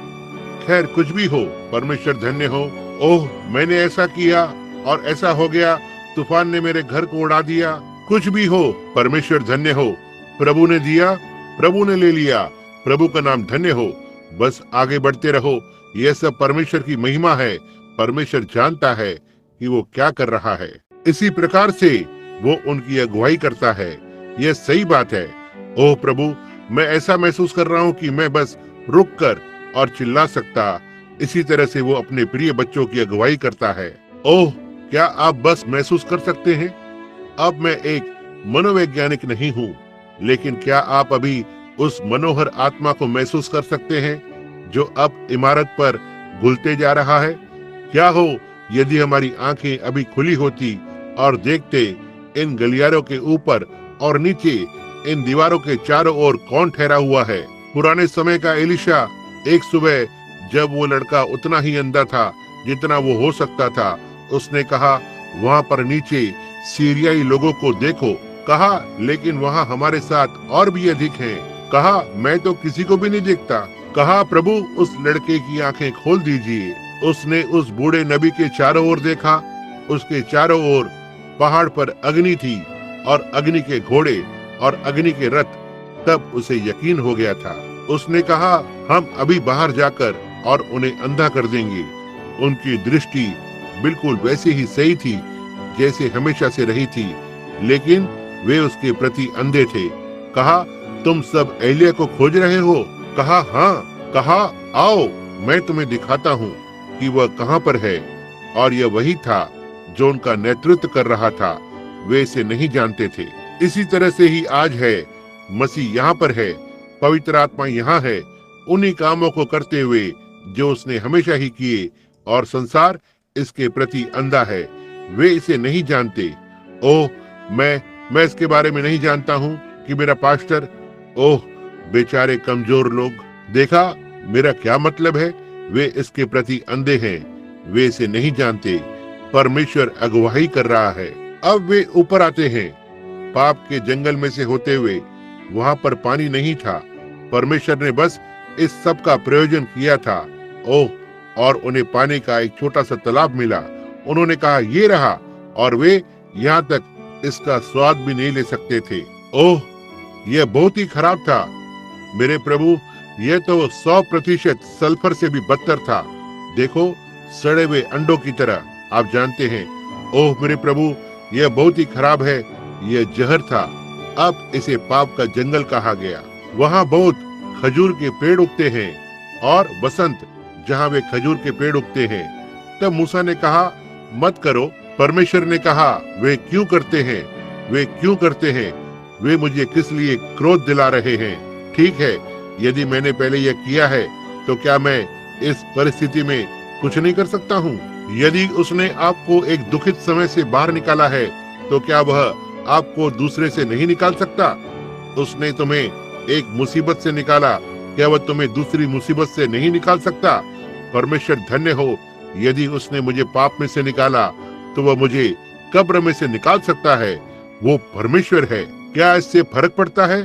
बस आगे बढ़ते रहें, अपनी आंखों को उस पर रखें। कहा, यदि मैंने पीछे लाल समुद्र को बंद कर दिया और मिस्त्रियों को डुबा दिया, तो क्या मैं इस पानी के विषय में कुछ नहीं कर सकता? तुम मुझे किस बात से क्रोध दिलाते हो? ओह, तुम्हारे अविश्वास के कारण तुम मुझे क्रोध के लिए उकसाते हो। अब यहाँ शब्द का प्रयोग हुआ है, पाप, उकसाना बनाया। जिस कारण से उन्होंने ऐसा किया, उन्होंने अविश्वास किया था। उन्होंने कभी भी बाहर जाकर और सट्टा या जुआ नहीं खेला, अब और इस तरह की चीजें नहीं की। वे कभी भी किसी और की पत्नी के साथ यहाँ वहाँ नहीं फिरते थे और बाहर जाकर झूठ नहीं बोलते थे। वे ऐसा नहीं कर रहे थे, लेकिन यह आरंभ से ही पाप नहीं है। वे विचार में रहना पाप नहीं है। धूम्रपान करना, तंबाकू खाना, शराब पीना, जुआ खेलना, शाप देना, कसम खाना इत्यादि यह पाप नहीं है। यह तो अविश्वास के गुण हैं। आप ऐसा इसलिए करते हैं क्योंकि आप एक अविश्वासी हैं। यदि आप एक विश्वासी हैं, तो आप ऐसा नहीं करते हैं। यही कारण है कि यीशु ने कहा, जो मेरे वचनों को सुनता है और उस पर विश्वास करता है, जिसने मुझे भेजा है, उसके पास अनंत जीवन है। यह नहीं कहता कि वो विश्वास करता है, लेकिन वास्तव में विश्वास करता है। वहाँ है यह आपके पहले के प्रमाण को निकालकर दूर कर देता है। देखा, अब आप वहाँ हो। ना ही वह जो मेरे वचनों को सुनकर और चिल्लाता है, ना ही वह जो मेरे वचनों को सुनकर और अन्य जुबानों में बोलता है, ना ही वो जो मेरे वचनों को सुनता है और उसके हाथ में या उसके चेहरे पर लहू होता है या जो कुछ भी और है, यह वो नहीं है। वो जो मेरे वचनों को सुनता है और उस पर विश्वास करता है, जिसने मुझे भेजा है, उसके पास अनंत जीवन है, और वो कभी भी न्याय के लिए नहीं आएगा, लेकिन मृत्यु से जीवन में प्रवेश कर चुका है। पाप क्या है? अविश्वास। एक छोटी सी कुछ तो बात ऊपर उठा सकते हैं, बजाय इसके कि सीधे वचन में जाकर और पता करें कि ये सच है या नहीं। ओह, आप कहते हैं मैं नहीं, देखो वहाँ तुम आगे बढ़ो, मैं बस एक प्रेस्बिटेरियन में जारी रखूंगा जैसे मैं हूँ। देखो, आगे बढ़ो अंधे, और तुम परमेश्वर को क्रोध दिलाते हो। जब परमेश्वर कुछ भी करता है, तो वो राष्ट्र से उम्मीद करता है कि इसे झपट लें, लेकिन बजाय इसके, आप जानते हैं, खैर मैं इसके बारे में नहीं जानता। देखा, वह लोगों से उम्मीद करता है कि इसे पकड़ें। यदि आप पर्याप्त रूप से विचार करते हैं, तो वचन को लेकर बैठ जाएं, इसमें से होकर जाएं और इसे इधर उधर से ढूंढें और देखें कि क्या ये हुआ है या नहीं, क्या इसके पूरे होने की भविष्यवाणी की गई है और इत्यादि। तब आप इसे समझ लेंगे। आमीन। अब ध्यान देना, जबकि यह है, यदि आज तुम उसका शब्द सुनो तो अपने मन को कठोर न करो, जैसा कि क्रोध दिलाने के समय हुआ था, जब परमेश्वर उन पर क्रोधित हुआ था। आप देखें, क्योंकि कुछ लोग जब उन्होंने सुना, मूसा द्वारा प्रचारित सुसमाचार को सुना, क्रोध दिलाया। उन सब ने नहीं जो मूसा के द्वारा मिस्र से निकले थे। कितने लोग जानते हैं कि उस बाहर निकले उस मूल झुंड में से कितने लोग बच गए थे? कितने लोग? 2। सही है। उनके नाम कितने लोग जानते हैं? यह सही बात है, कालेब और यहोशू। केवल 2 ही, लगभग 20 लाख में से। इसे सुनना, लेकिन वो अब 17वां पद, लेकिन वह 40 वर्ष तक किन लोगों से रूठा रहा? उनके अविश्वास के कारण। क्या उन्हीं से नहीं जिन्होंने पाप किया था, अविश्वास किया? शब्दकोश को लें और देखें कि पाप का क्या अर्थ होता है। बाइबल के शब्दकोश को लें। यह अविश्वास है। अविश्वास पाप है। वह जो विश्वास नहीं करता वह पहले से ही दोषी हुआ है। संत यूहन्ना 4। देखें, पहले से ही दोषी हुआ है। किनकी लोथें जंगल में पड़ी रहीं और उसने किनसे शपथ खाई कि तुम मेरे विश्राम में प्रवेश न करने पाओगे? तुम्हारे अविश्वास करने से। ओ, कैसे मैं अपने अध्याय में कभी नहीं पहुंचूंगा। लेकिन देखो, यही है जो आज इस राष्ट्र के साथ यही मामला है। चिन्ह और अद्भुत कार्य इस राष्ट्र से होकर गुजरे हैं। वो क्या करते हैं? निरंतर इससे उनके मुंह को मोड़ते हैं। और उसने कहा, मैं शपथ दूंगा कि मैं उन्हें उस देश में प्रवेश नहीं करने दूंगा जिसकी ओर उन्होंने जाना आरंभ किया था। आज इन बड़े कलीसियाओं के साथ क्या मामला है? उनके अविश्वास ने परमेश्वर को उकसाया है। हालेलुया! वह इन पत्थरों से अब्राहम की संतान को खड़ा करने में सक्षम है। उसने उन्हें सुसमाचार को देने की कोशिश की और उन्होंने उनके हृदय को कठोर कर दिया। उन्होंने अपने आप को संगठित किया और उन्होंने छोटे छोटे संप्रदाय बनाए और हम इस पर ही विश्वास करते हैं और कुछ और नहीं, और परमेश्वर अंदर नहीं बढ़ सका। वे आज कहां पर हैं? एक अलग से स्थापित हो रहे हैं। परमेश्वर का छोटा विश्वास योग्य झुंड चिन्हों और अद्भुत कार्यों के साथ ठीक आगे बढ़ रहा है। वह उन्हें परीक्षा में रख रहा है।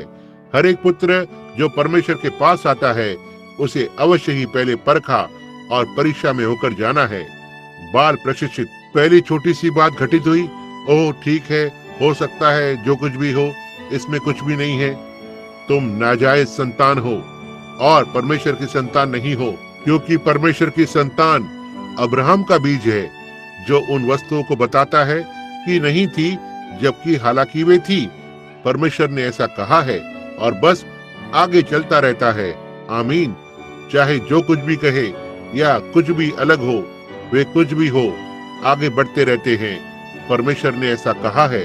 25 वर्ष तक वो उस बालक के लिए रुका रहा, कोई फर्क नहीं, यह क्यों न कितना भी विपरीत था, और उसने अपने आप को उन अविश्वासियों से अलग किया। आमीन।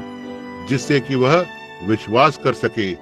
ओह मेरे प्रभु, मैं धार्मिक महसूस कर रहा हूँ। इस पर सोचें, आपको संसार के उस मत सिद्धांत से खुद को अलग करना होगा।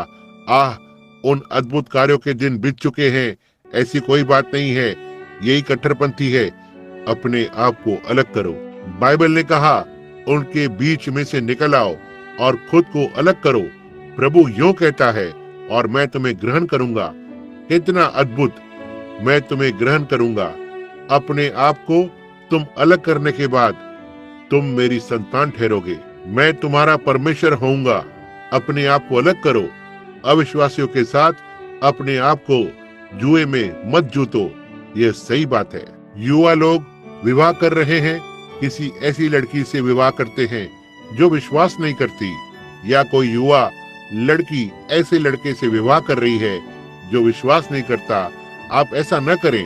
मैं परवाह नहीं करता कि वह कितना प्यारा है और या वह कितनी प्यारी है और उसकी कितनी बड़ी आंखें हैं। वे सारे इन दिनों में से किसी एक दिन धुंधले पड़ जाएंगे। लेकिन भाई, तुम्हारा प्राण हमेशा जीवित रहने वाला है।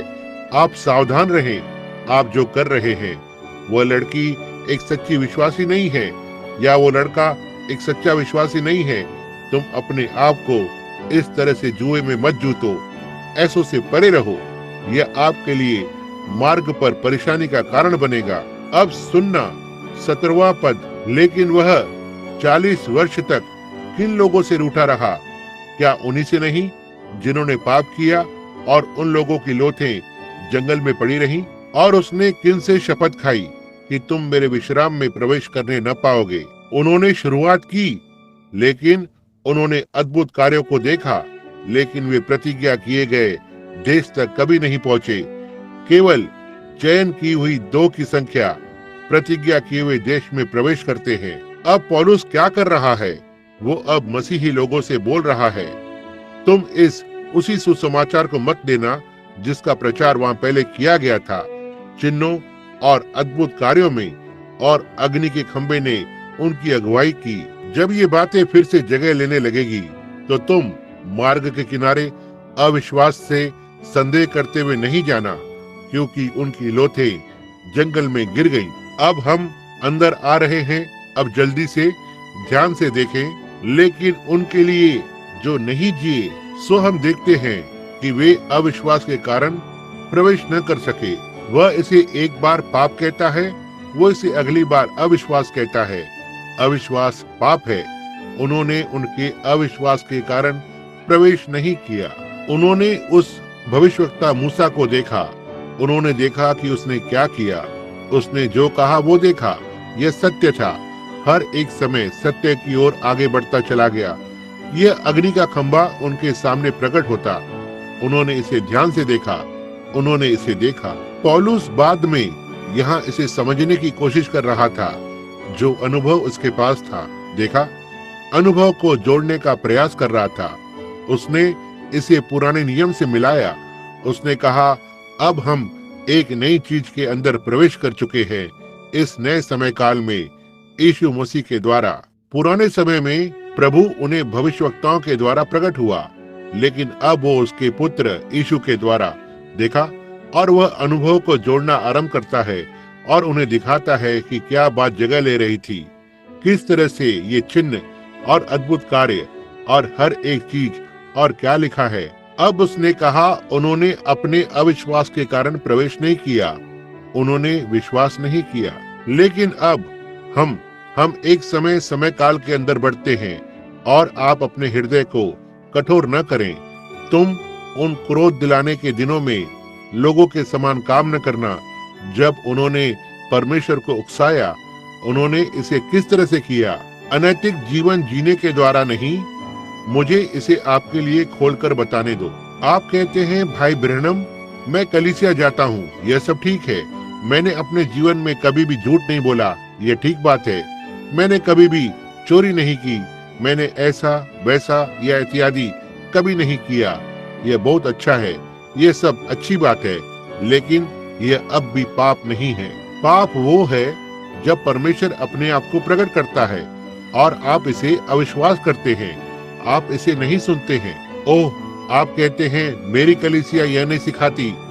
जब तक बाइबल इसे सिखाती है और परमेश्वर इसे प्रमाणित करता है, यही वो बात है। अब बस एक समय के लिए ध्यान दें। अब हम कुछ तो वास्तविक पर आरंभ करने जा रहे हैं, गहरी वास्तविकता। अब अपने विवेक को अपनी कपड़ों की जेब में रखें जब तक आप बाहर न जाएं। अब बहुत ही ध्यान से देखना। तो हमें डरना चाहिए, ऐसा न हो कि कोई प्रतिज्ञा छोड़ दी जाए जिससे कि हम उसमें प्रवेश करें।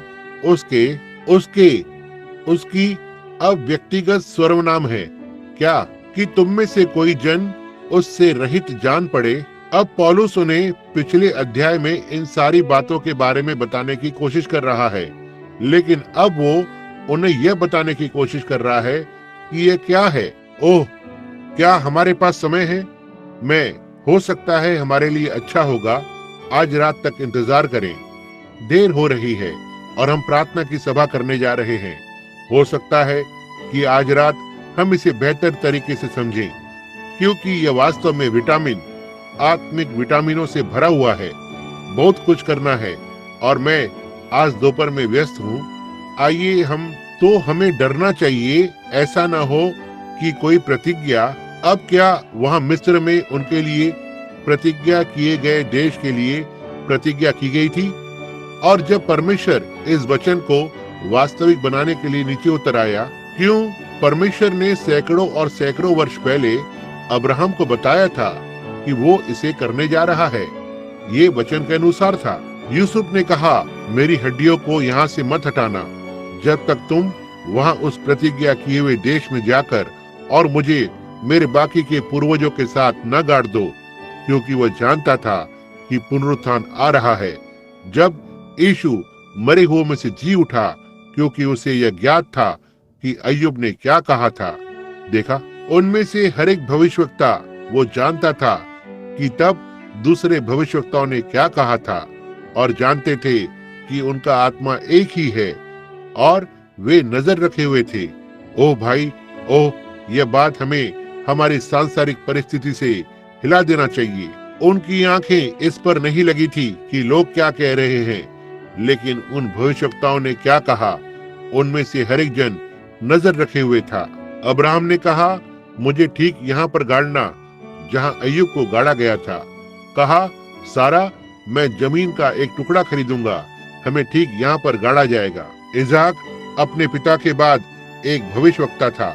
कहा, सुनना, तुम मुझे कहीं भी और न गाड़ना और न ही यहाँ मिस्र में, लेकिन मुझे पीछे ठीक वहाँ प्रतिज्ञा किए हुए देश में ले जाना। तुम मुझे ठीक यहाँ पर गाड़ना।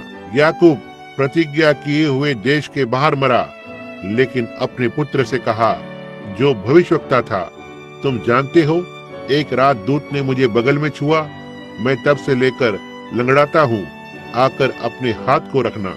ओह दया, मेरे भविष्यवक्ता पुत्र, मैं बूढ़ा हूँ और मैं अंधा हूँ, लेकिन अपने पवित्र हाथ को रखना।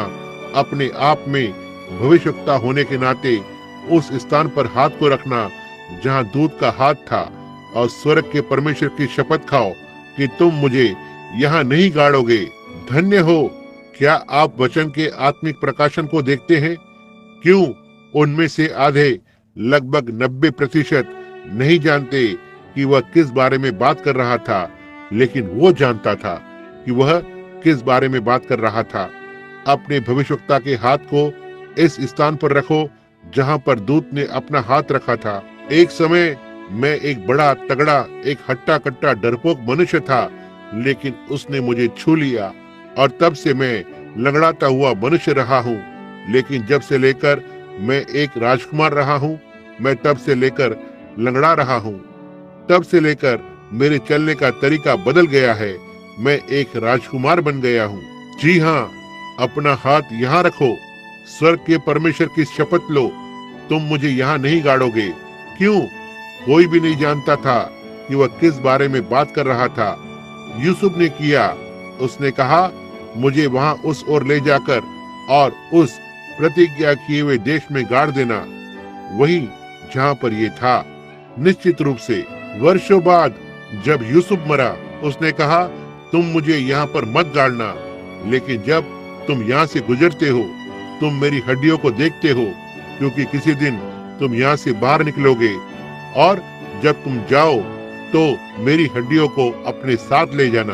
आप वहाँ हैं, संसार को कहने दे जो वो कहना चाहते हैं और करने दो जो वो करना चाहते हैं।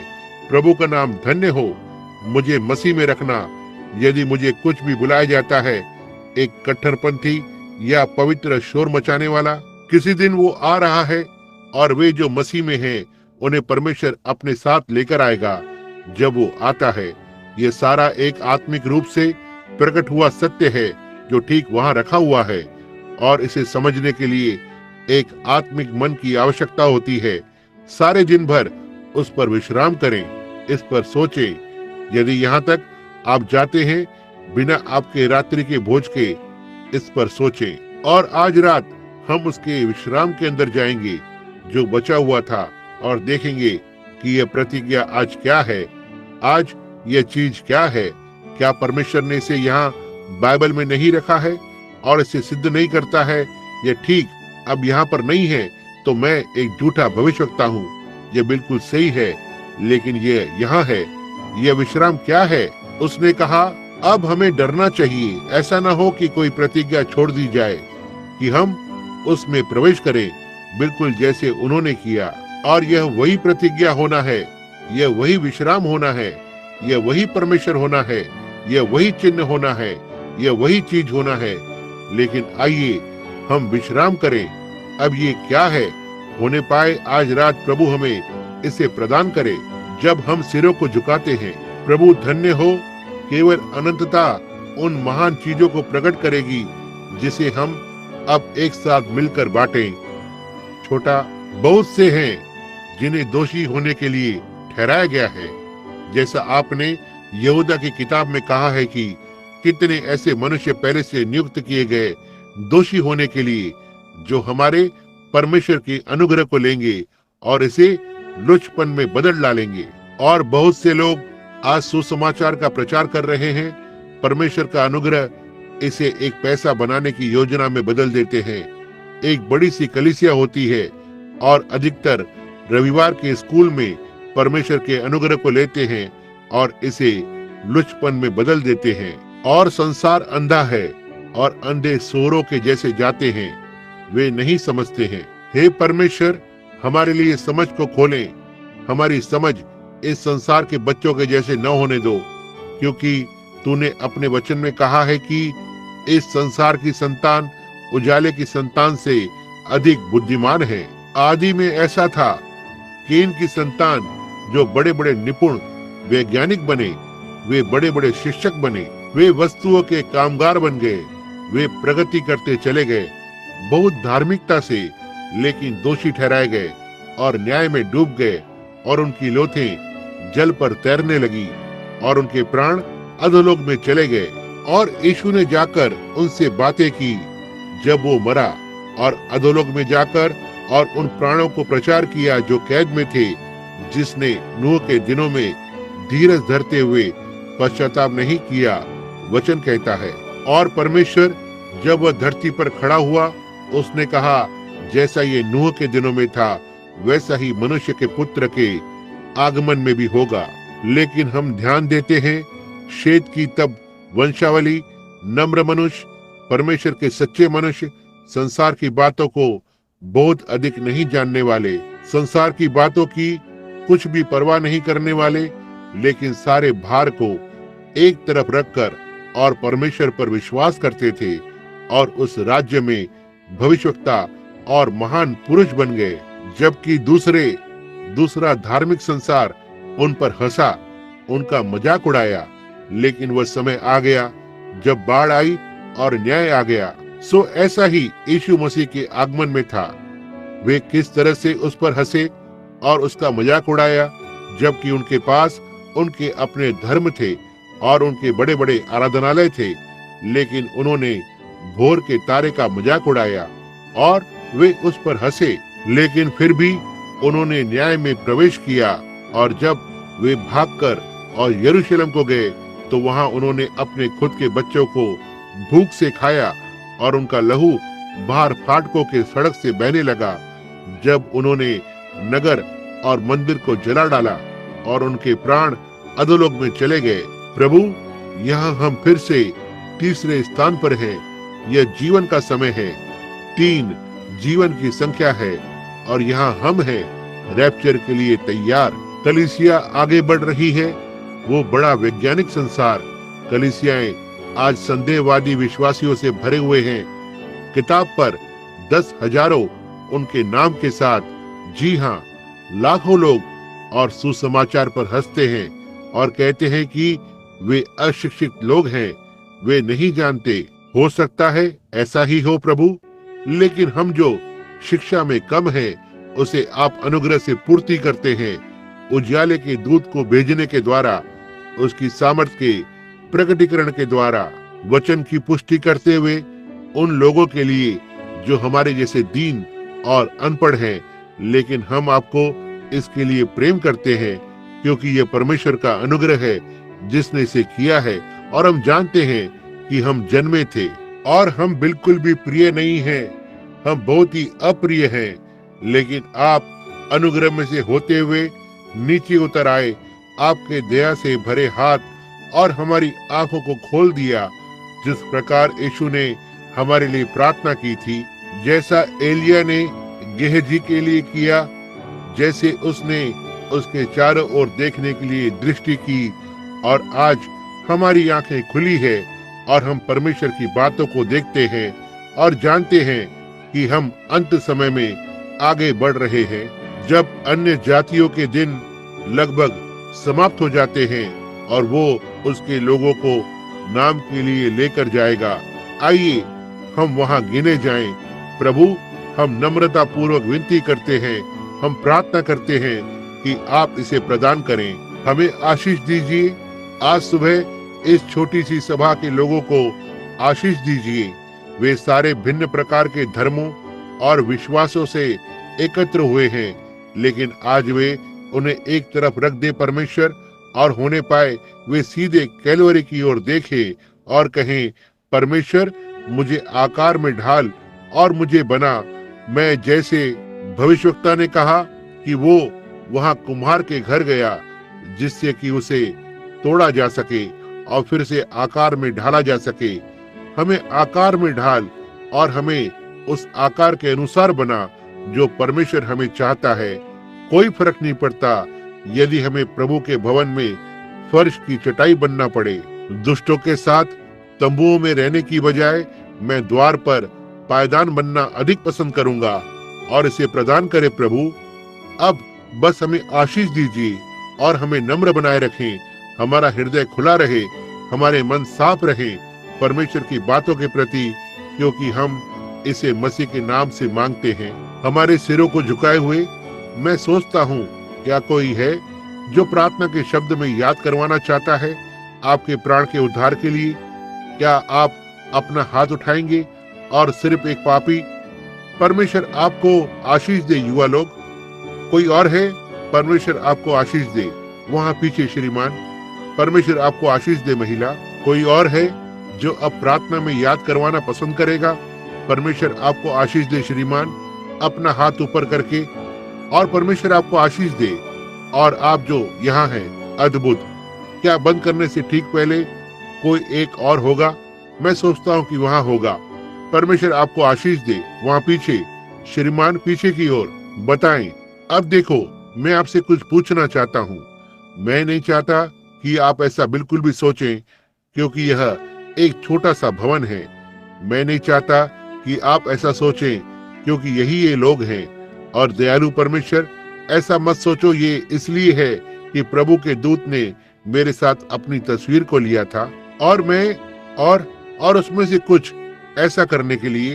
हे परमेश्वर, यदि मुझे ऐसा महसूस होता है तो भाई, मुझे आपसे पूछने की बजाय वेदी पर होने की आवश्यकता है। लेकिन मैं केवल इसे कह रहा हूँ, मैं केवल वचन के द्वारा इसे कह रहा हूँ कि आप देखेंगे कि यह सत्य है। लेकिन मैंने ये कहा है और यही सब वहां पर था।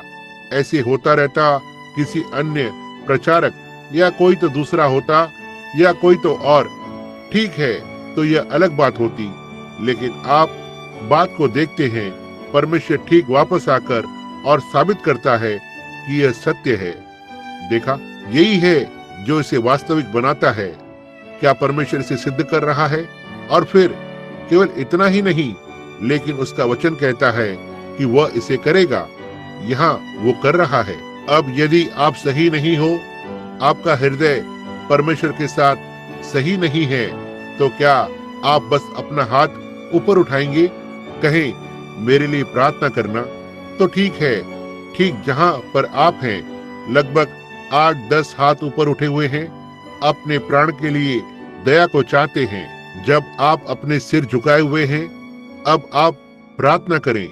याद रखें, आप वो एक हैं जो पश्चाताप करने वाले हैं। मैं केवल आपके लिए मांग रहा हूँ कि परमेश्वर दया को करेगा। लेकिन यही वो वेदी है। परमेश्वर ने आपको एक स्थान में लाया है जो आपके मन में है। यही वो वेदी है। हम वेदी पर आने में विश्वास करते हैं, निश्चय ही। लेकिन ऐसा नहीं है, ऐसा नहीं है।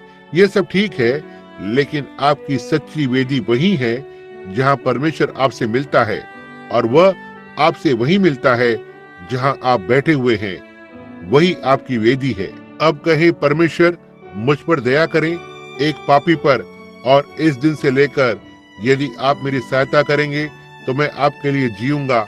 मैं आपकी सेवा करूंगा। मैं चिंता नहीं करता कि कोई क्या कहता है। मैं आज सुबह बाहर निकल रहा हूँ। मैं ठीक यहाँ प्रार्थना कर रहा हूँ, और आप इस पुरानी शरारती आत्मा को मुझसे दूर करें। आप इस गुस्से को मुझसे दूर करें। मैं जानता हूँ कि मैं ऐसा नहीं कर सकता, और मुझे परमेश्वर के साथ सही होना है। और मेरे हृदय में घृणा उत्पन्न होती है, मुझे जलन होती है, मैं द्वेष करता हूँ, मुझे ये है वो है। इसे बाहर निकालें परमेश्वर। मैं ऐसा नहीं होना चाहता।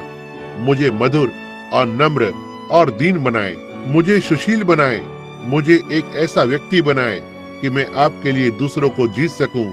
मैं आपके लिए कुछ तो करूं जिससे कि मेरे जीवन में प्रशंसा को दिखाऊं। यही वो प्रार्थना है जिसे आप अभी प्रार्थना करें जब हम एक साथ प्रार्थना करते हैं। स्वर्गीय पिता, वे आपके हैं। वे आज सुबह संदेश के फल हैं। उन्होंने उनके हाथ को उठाया है। किसी ने तो उन्हें ऐसा करने को लगाया है।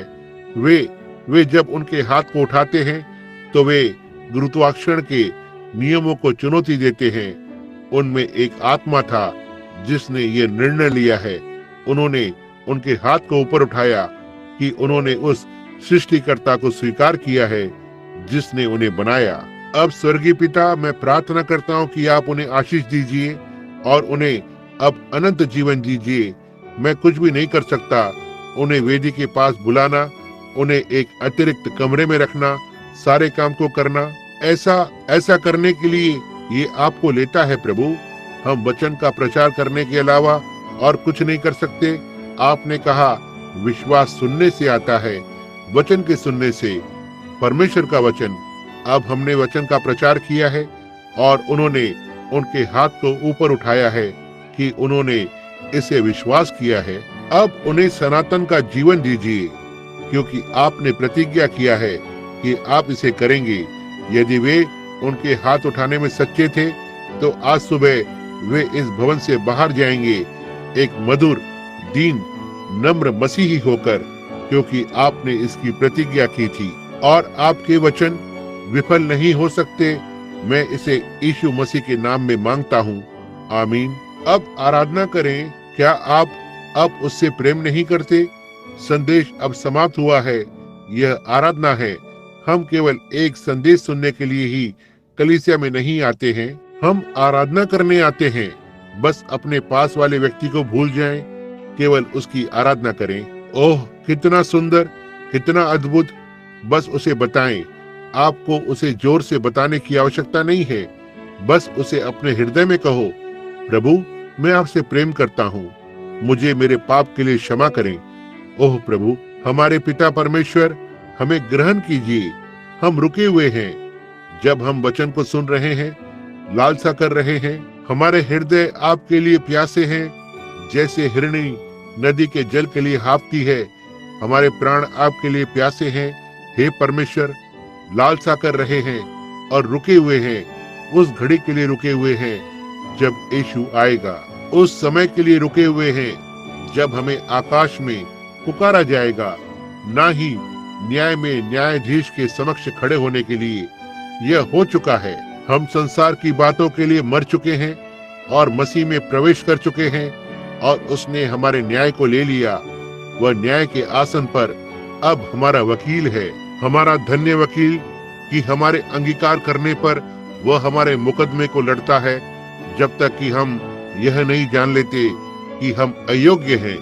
जैसे आज सुबह एक प्यारी बूढ़ी बहन ने उसकी गवाही में कहा, और उसके पैसों को डालते हुए, जब से मैं यहाँ आई हूँ मैंने सीखा है कि यह मेरी पवित्रता नहीं है, ये परमेश्वर की पवित्रता है। सच में प्रभु, हम लोगों को सिखाते हैं मनुष्य में कुछ भी अच्छा नहीं है, एक भी चीज नहीं। मनुष्य क्या है कि तू उसके प्रति विचार करे, लेकिन यह तो परमेश्वर का अनुग्रह है जो हमारे लिए प्रकट हुआ है, और हम केवल उसके गुणों पर भरोसा करते हैं, ना ही हमारे खुद के। और हम आपकी आराधना करते हैं।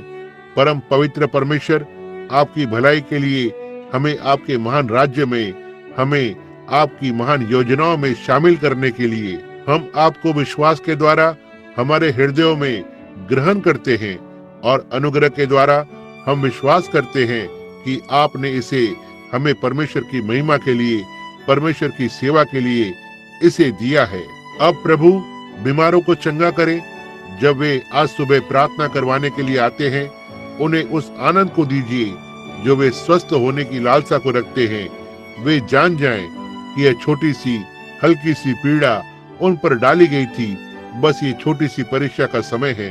परमेश्वर इसके बारे में सब जानता है। उसने यह देखने के लिए किया कि हम इसके बारे में क्या करते हैं। कैसे परमेश्वर होने पाए वे वहां सीधे कदम को बाहर रखें और दावा करें कि काम पूरा हुआ है। होने पाए वे आपको क्रोध न दिलाएं, यहाँ और वहां भागने के द्वारा और अंदर और बाहर, तो मैं यह वो नहीं जानता। प्रभु होने पाए वे सीधे स्थान में बने रहें, कहें प्रभु आप ही वो एक थे जिसने मुझे बचाया, आप ही वो एक थे जिसने मेरे लिए इन कामों को किया।